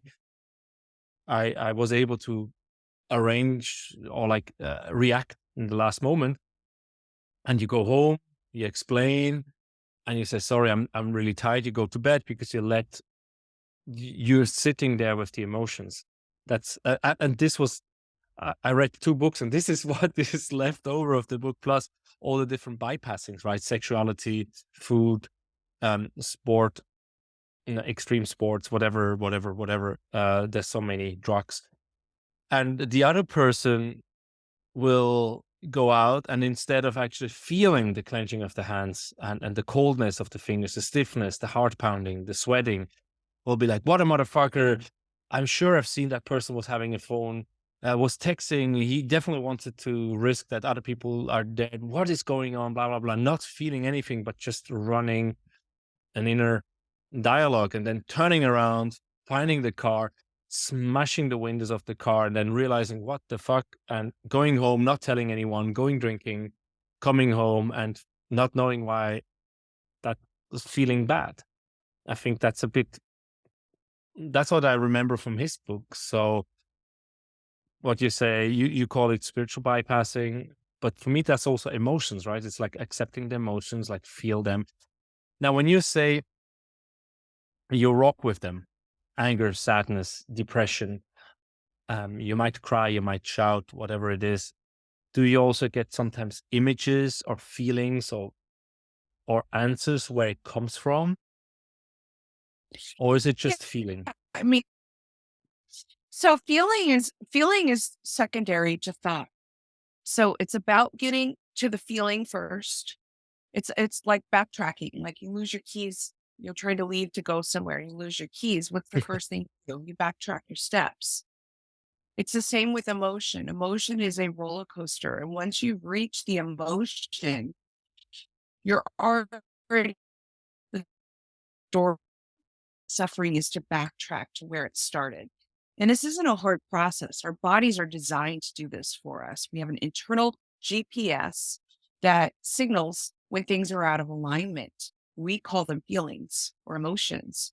They're really just the GPS and the true north of our body. If it doesn't feel good, you're out of alignment. It's that simple. You're feeling it in your body with physical symptom or reaction. The emotion and the symptoms are secondary. It's getting to that thought. The thought that caused the feeling and the emotion is the important piece. So what caused that, and going back to that thought and unraveling it, seeing it for its truth, which is it's untrue. I've yet to find one true thought here since my near death experience. I can't even find that the story of Kelley is true anymore, which is why I call her the story of Kelley. There's not one thing that doesn't have a dualistic component. So if it has a dualistic component, it's not true. It's part of this dreamscape. So I keep, asking, what's your dualistic component? Okay, boom, poof, you're gone. So now for the people which are finding the podcast, because it has the title Depression to Expression, and then have nothing to do with spirituality, mysticism. I mean, on my other podcast, the Oliver Shearer Show, I had mystical people out of near-death experiences. Some near-death experiences without out-of-body experience. I think we have to distinguish that as well. Dying and should have diseases or other issues with the body and not having anything, but not seeing God. And then, of course, the ones which had connections with the light or with the feeling like you have. What is duality for these people which are not in this world? They look like duality. What? Young, the shadow word, golden shadow, but dark shadow. That's getting more and more known, the Junction word. But what's duality in this? How do you, in your way of using it, what should they understand with it? This the simplest way to understand it is every single thing here on planet Earth has an opposing contrast. To know love, we have to know its opposite. Doesn't mean we have to know hate, but we might know the lack of love. So everything has a dualistic component. Darkness has light. Sin has grace. Every single thing has a dualistic component. So if there's a problem, the solution is also here, just by virtue of duality. When you say the thought has, what is the duality of the thought?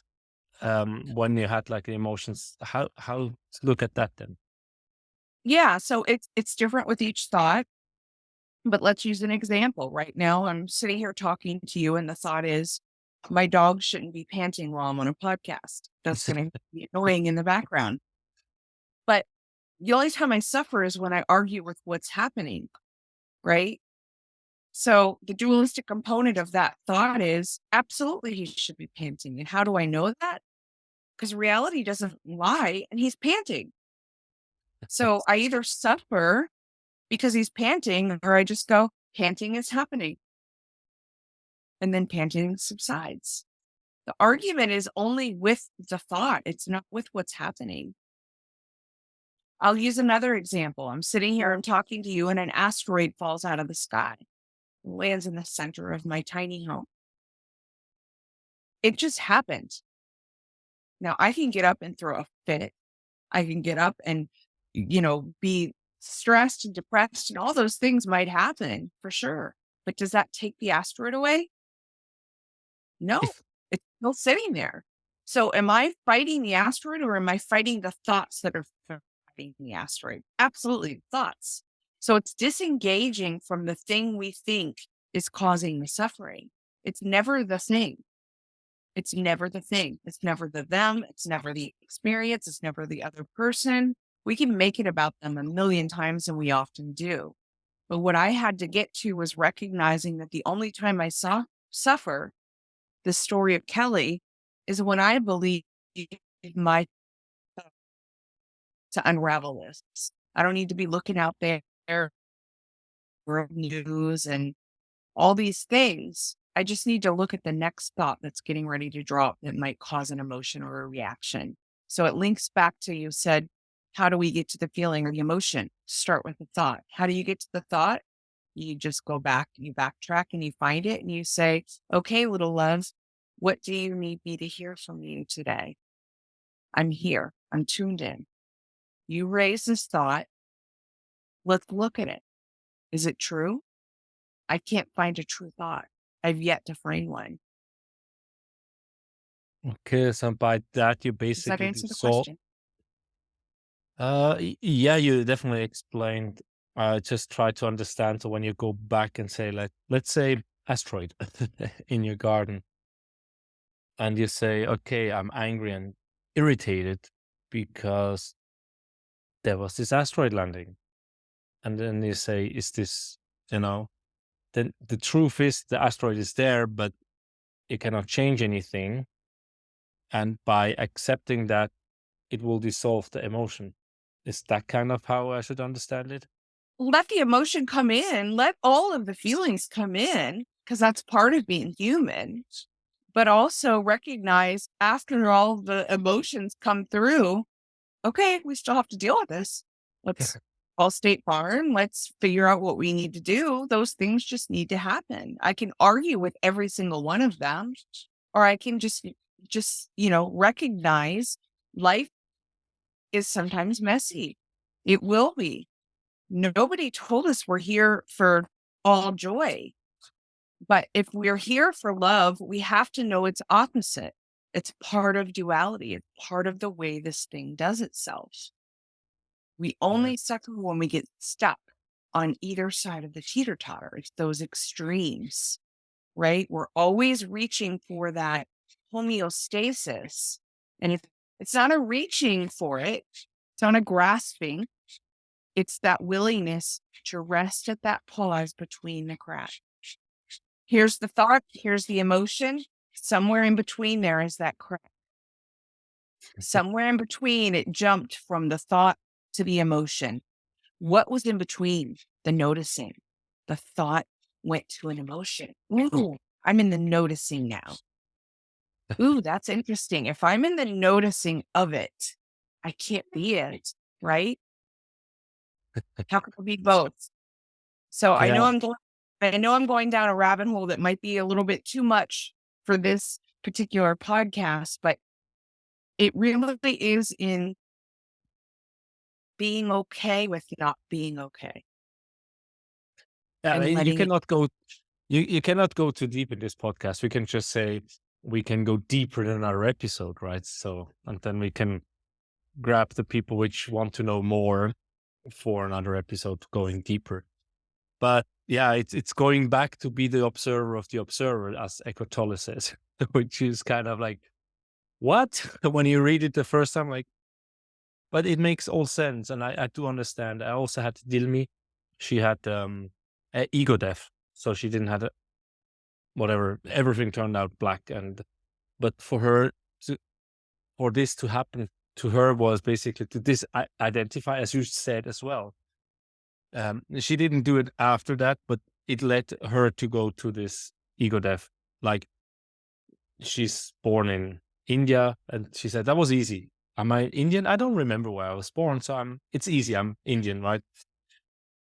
Being a woman was a bit harder, but then being the daughter of this and that person was harder. Then, you know, and I am like, I'm not my mind, I'm not my body. That's what Sadhguru says, which I don't know who originally says that. But I'm not my body, I'm not this mind, and that's what she did, and until it really clicked for her. And then shortly after, she had the ego death, and be the observer of the observer, and all these things. It's I intellectually understand it. I have yet to really experience it. To like, that's where I feel. But again, when you say trying to get to the Tao, trying to get in between the black and the white, trying to get in between these things will be actually the obstacle to achieve it.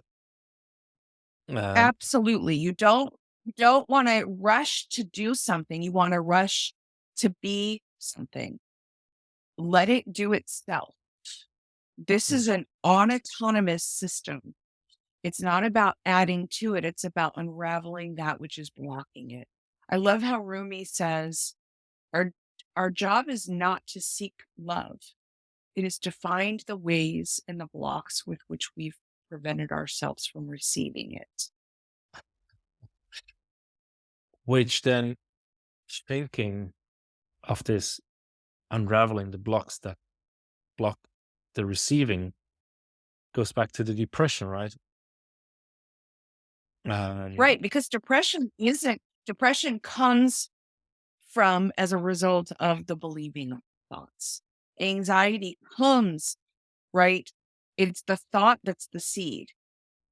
In Western world, we rush, let's treat the depression. Let's treat the anxiety. But I say, no, no, no. Let's look at those. Yes, for sure. But let's look at the thoughts that led to that. That's where the landmine was created. Let's start to look at those and whittle those things away and recognize none of them are true. 90% of what we worry about never happens. We all I know know. that.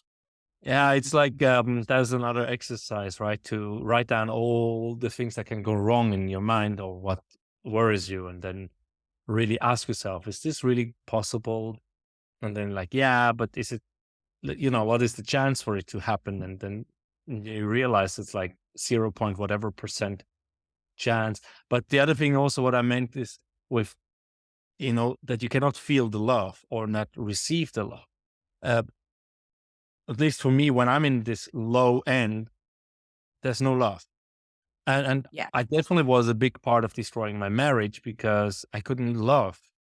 I knew I have two beautiful kids and I loved them, but I didn't feel the love. It was an intellectual emotion Yes. because I knew I have to love them because they're my kids and they're awesome and they're good and I love my wife, but there was no feeling. There was no erotical feeling. There was nothing, right? And where? Because when I looked in the mirror, there was no love for the person looking back. And that's Uh, exactly it. And that's exactly it. And it sounds very cliche when you're in the depression. That would be the most harmful thing to say to somebody. You need to learn to love yourself or or you need accept yourself. or accept yourself because they didn't it's like saying the tool you need to get out of where you are is the tool you don't have, but go figure it out. Yeah, yeah, yeah, exactly. Right. And then and I have that, like, I moved mostly by myself. We filled up the car with a friend, and then I moved here and I moved everything. Why aren't you not happy? Look what you achieved. And like, seriously, right? It would be nice to have someone, or do this, do that, and find the job here, find your passion. What do you really love? I'm like, I did a lot of photography, and I was just like thinking, like, just take all that stuff and just throw it away. Um, but I know it. I'm excited when I start to, get experimental. So, but it's this, you sometimes want to have someone to tell you how the tool is. And I know people say you're the only person that can change.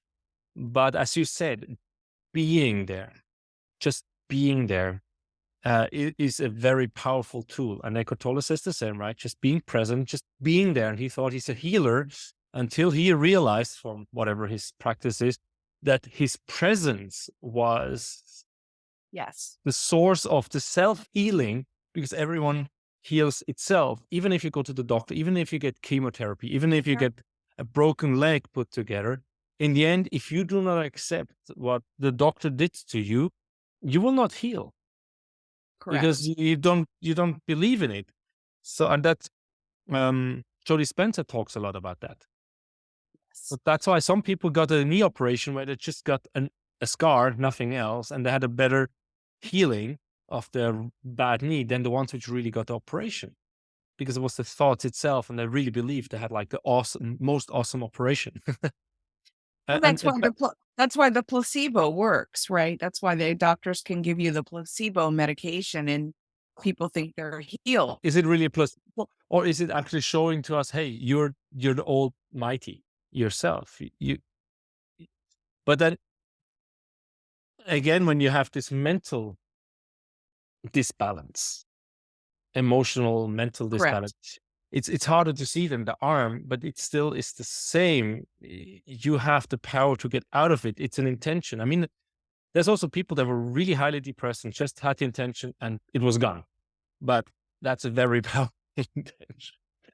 And you have to believe. But still, what I mean, sometimes, as I said, you need to have a doctor which is helping you to put the bone back, and you believe that is help.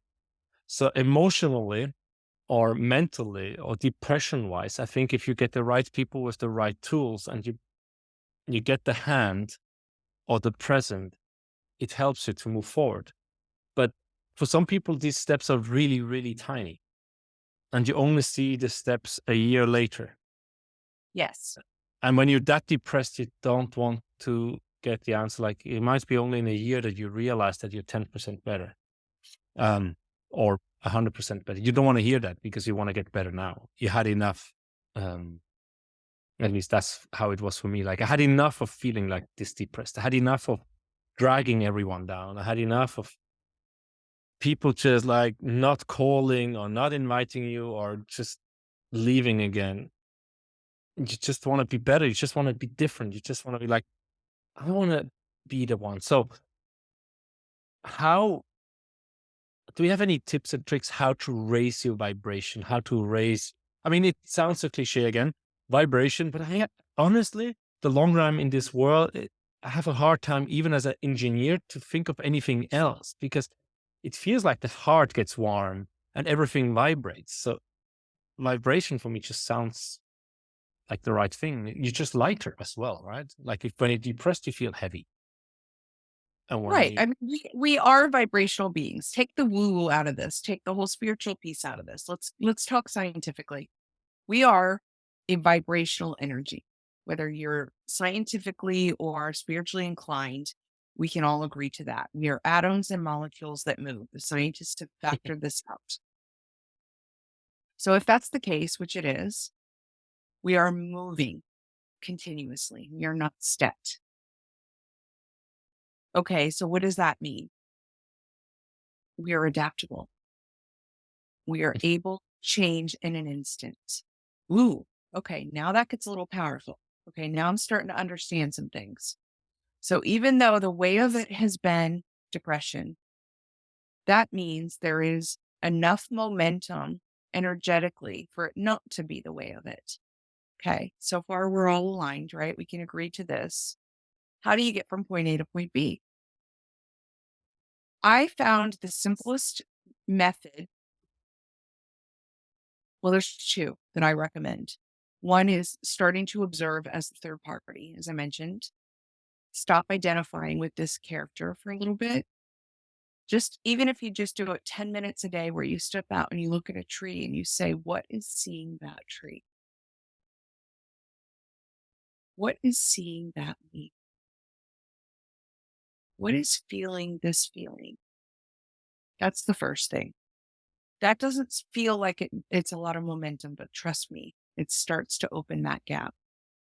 The second thing that is the most powerful thing, if you take nothing from this podcast, take this.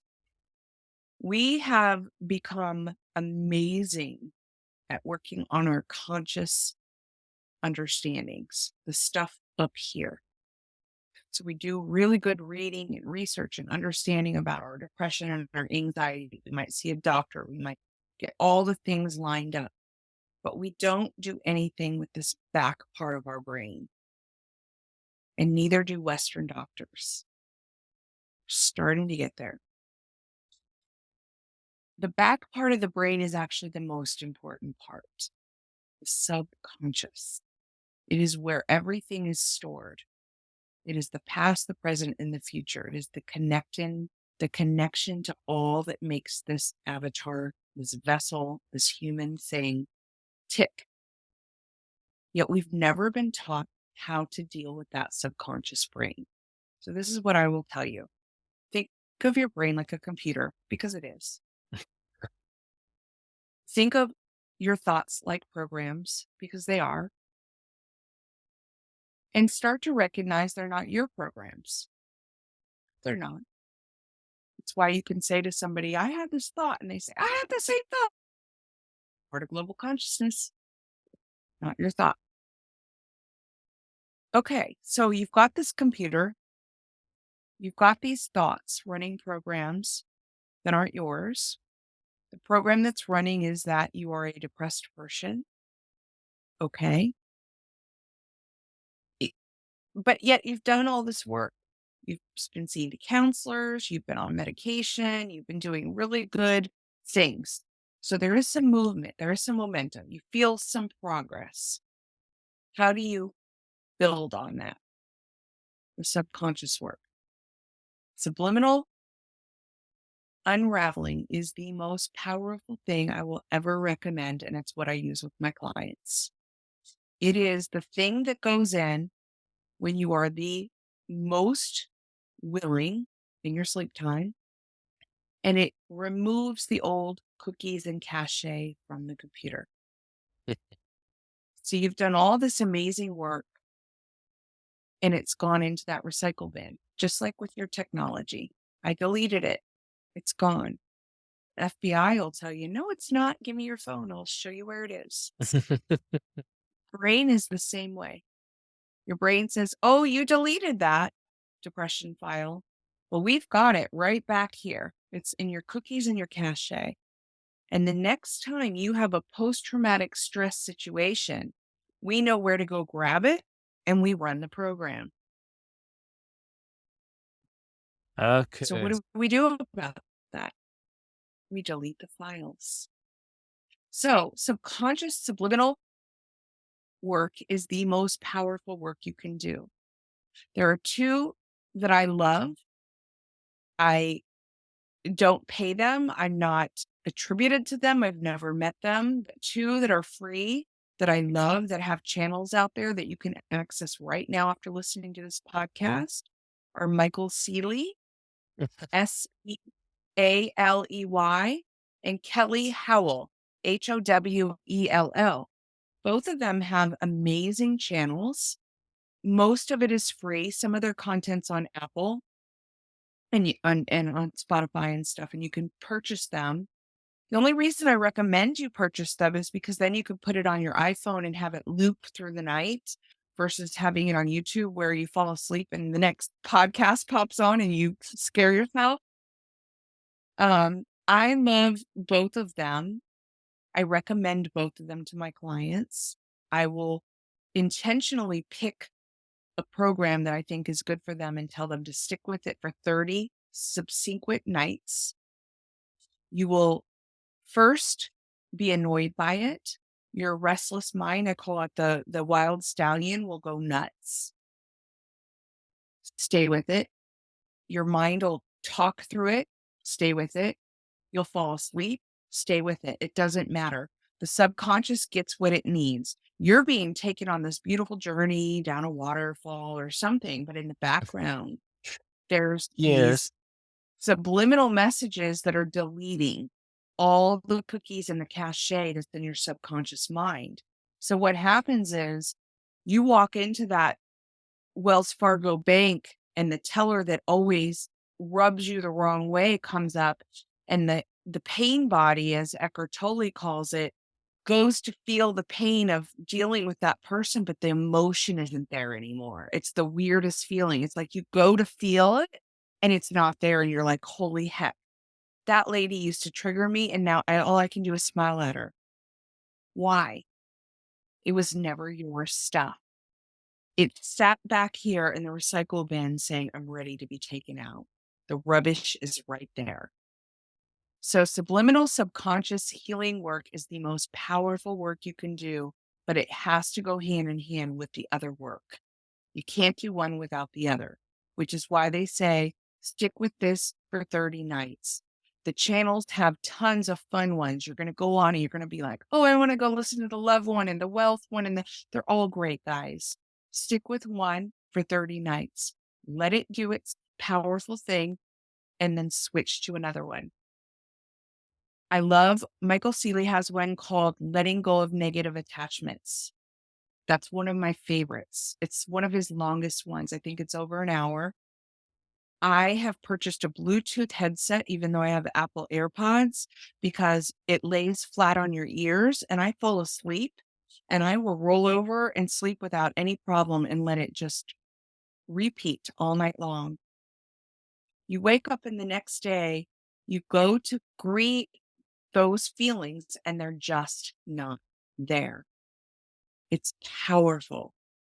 So, if there's one thing you can impart with this, stepping away from identification with the self a little more, subliminal hypnosis to remove this old junk, and then keep doing what you're doing. If you're in a pattern of working with a doctor on medication, continue that while you do this. Don't stop what you're doing. Don't make huge dramatic changes in your life. Add things, and then you can slowly start to whittle the other stuff away. You can talk to your doctor about maybe reducing the medications, etc. Don't go for gusto. Slow and steady wins the race. But doing this subliminal hypnosis is the most powerful thing because it's going to start to eradicate all the things that aren't true. It's going to do the work for you. That's funny. 4 years ago, no, 3 years ago, 3 years ago, 2019 in April, May, I think it must have been. Or was it? I was going to a metacognitive training, and it's basically the idea behind this thinking leads to depression, not negative thinking. It's just overthinking. And Yes. that's why scientists and artists normally are the ones which generally get more likely to be depressed because we are overthinking. In the 5 whys, why is the problem? Tack, tack, tack, tack, tack, and you don't stop. And she said she saw her beingness.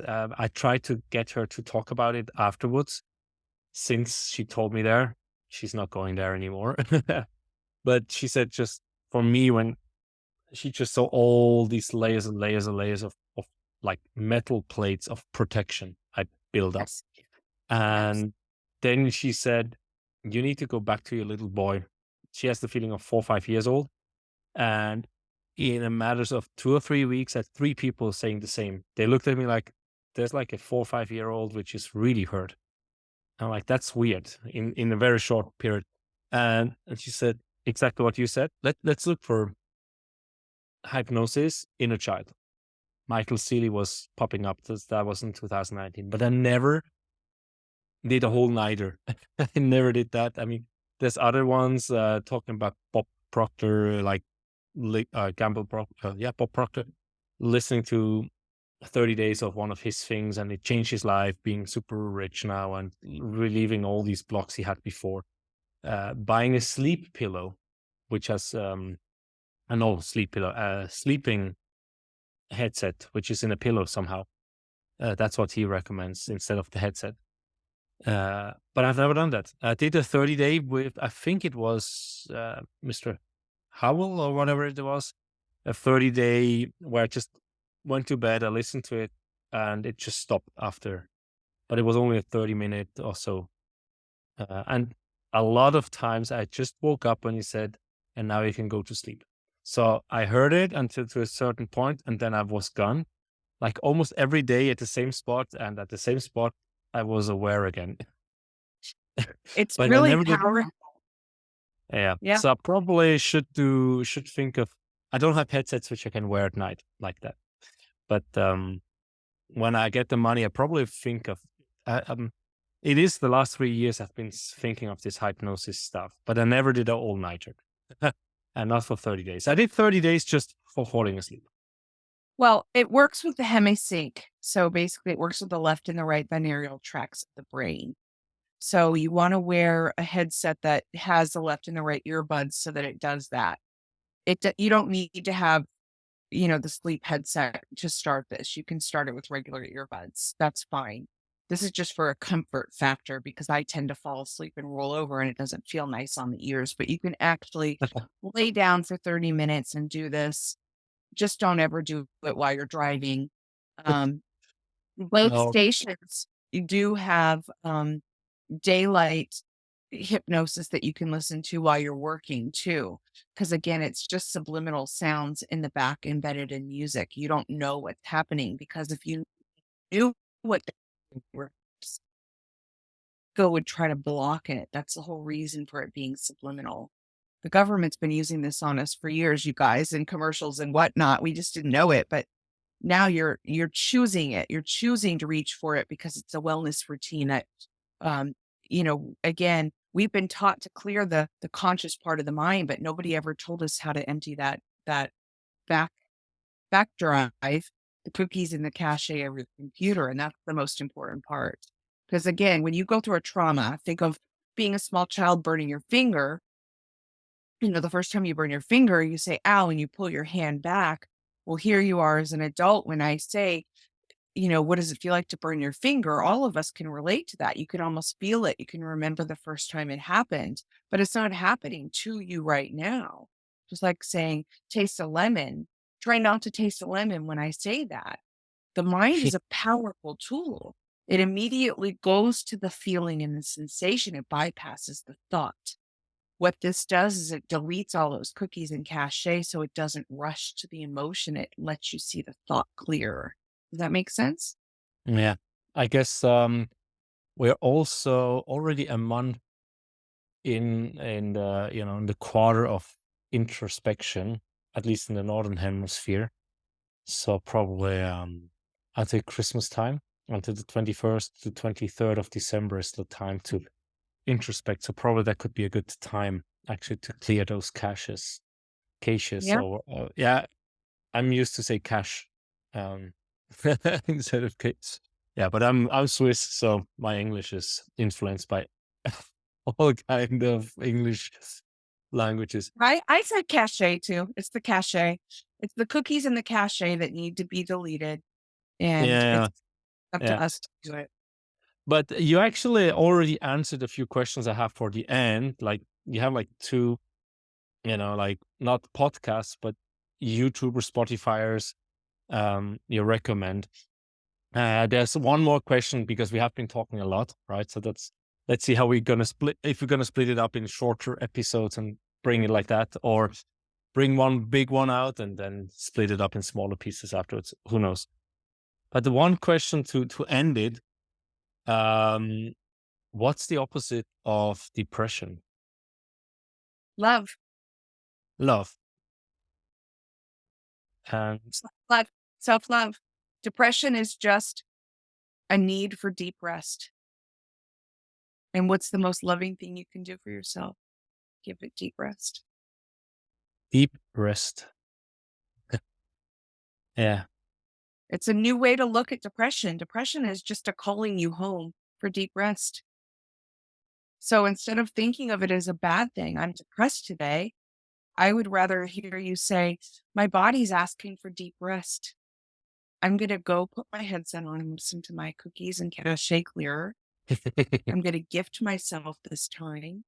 If tears come, if anger comes, if jealousy comes, I'm going to let those all be part of this bed and blankets and love fest. And we're just going to all lay here and hug each other through it and have deep rest.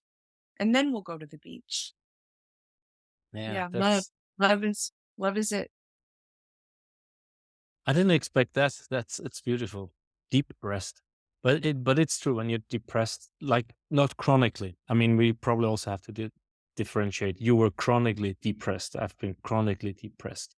If you're depressed for a day, that's many people say, yeah, then you just lay down and you just do nothing. You watch a movie, you read a book, or you just look out of the window. But if you're chronically depressed, that doesn't work just, right? Because that just will probably be days, weeks, months of doing nothing, and that doesn't help. So you need the hand of someone being there, creating the safe space, helping you to find the thoughts which create the emotions, look at the truth of them, the duality, Babies. unravel, Yep. baby steps, unravel all these different thoughts which created false stories about yourself, which you started to believe to be depressed, and then throwing them one by one into the the garbage bin in the back of your head, and then start doing this hypnosis. And I've been listening to some binaural, and yesterday I couldn't fall asleep. So I listened just with the phone next to me. I didn't want to have the headset, and I had a hard time to relax. But I know when I have the headset on, once I hear the left track, once I hear the right track, but it always it's Takes you uh in. yeah, it's a McKennan, an English dude. He has like this super, like Michael Seeley. He has also this super voice, and Paul McKennan, I think it's his name. He has also this super soothing hypnotic voice. um, and that he uses this binaural. But you just scared me a little bit. Like, all right, we watch movies, and there's just stuff told to us, and look around the world, and some songs in the charts, they're very bad quality, but why are they so many times played? Because someone wants you to listen to that stuff. So let's, as you said, let's make some treats for us and choose something that is good for us. Anything else that we forgot to discuss in this about 2.5-ish hour? I know, I'm exhausted, but in the best possible way. Um, if there's one thing I can leave that I say almost on every interview, it's this. If you are dealing with depression or someone that you love is dealing with depression, the most loving thing you can do is not give them advice, is not tell them that they're selfish, is not tell them that they need to snap out of it. You need to stop in your tracks for a minute and say, I can't relate to you any different than I can relate to somebody who's lost all their limbs. Would you say that to someone who's lost all their limbs? No. Disease of the mind is a real thing, you guys. It's not something we choose to grab for. So if somebody is suffering from it, it is their reality. The only way you can meet them there is to meet them there. Join them on their journey and help walk them out of it. Don't give them reasons to go deeper into it. So try to get outside of your own conditioning and beliefs when you're approaching them, because the words that you say have so much impact. It's beautiful, awesome. Thank you so much. I mean, it's 3 hours ago we connected, and with our hiccups and intro talks and everything you shared, yeah, we said we don't want to have another interview where we talk for 40 minutes about the same thing as always. This was fabulous. You asked some of the best questions. You got to the meat that I've never gotten to with anyone. And if this just reaches one person and gives them hope, we have accomplished so much. So thank you. Thank you. Because as much as I love talking about the fun part of my NDE, this is the stuff that matters. Yeah. And I can feel there's so much more. So let's see. I mean, again, with most of my interview guests or conversation guests, I mean, I should not call it the interview necessarily, because I talk a lot as well. So it's more a conversation. Yeah, well, that's what makes it so good. Right. So with many, I say, like, let's do more, because I always have the feeling there's more. So there's definitely more. And let's find out how I'm stabilize my new life and how much time I have to see if we can get more of these talks through, because I really Absolutely. enjoy it, and I'm very egoistic on this point because I learn a lot. Of course, of course. Well, I mean, it's good that it's helping you, but it's helping others, and I appreciate that you're doing this from your own voluntary standpoint. You're an ambassador of love. So thank you.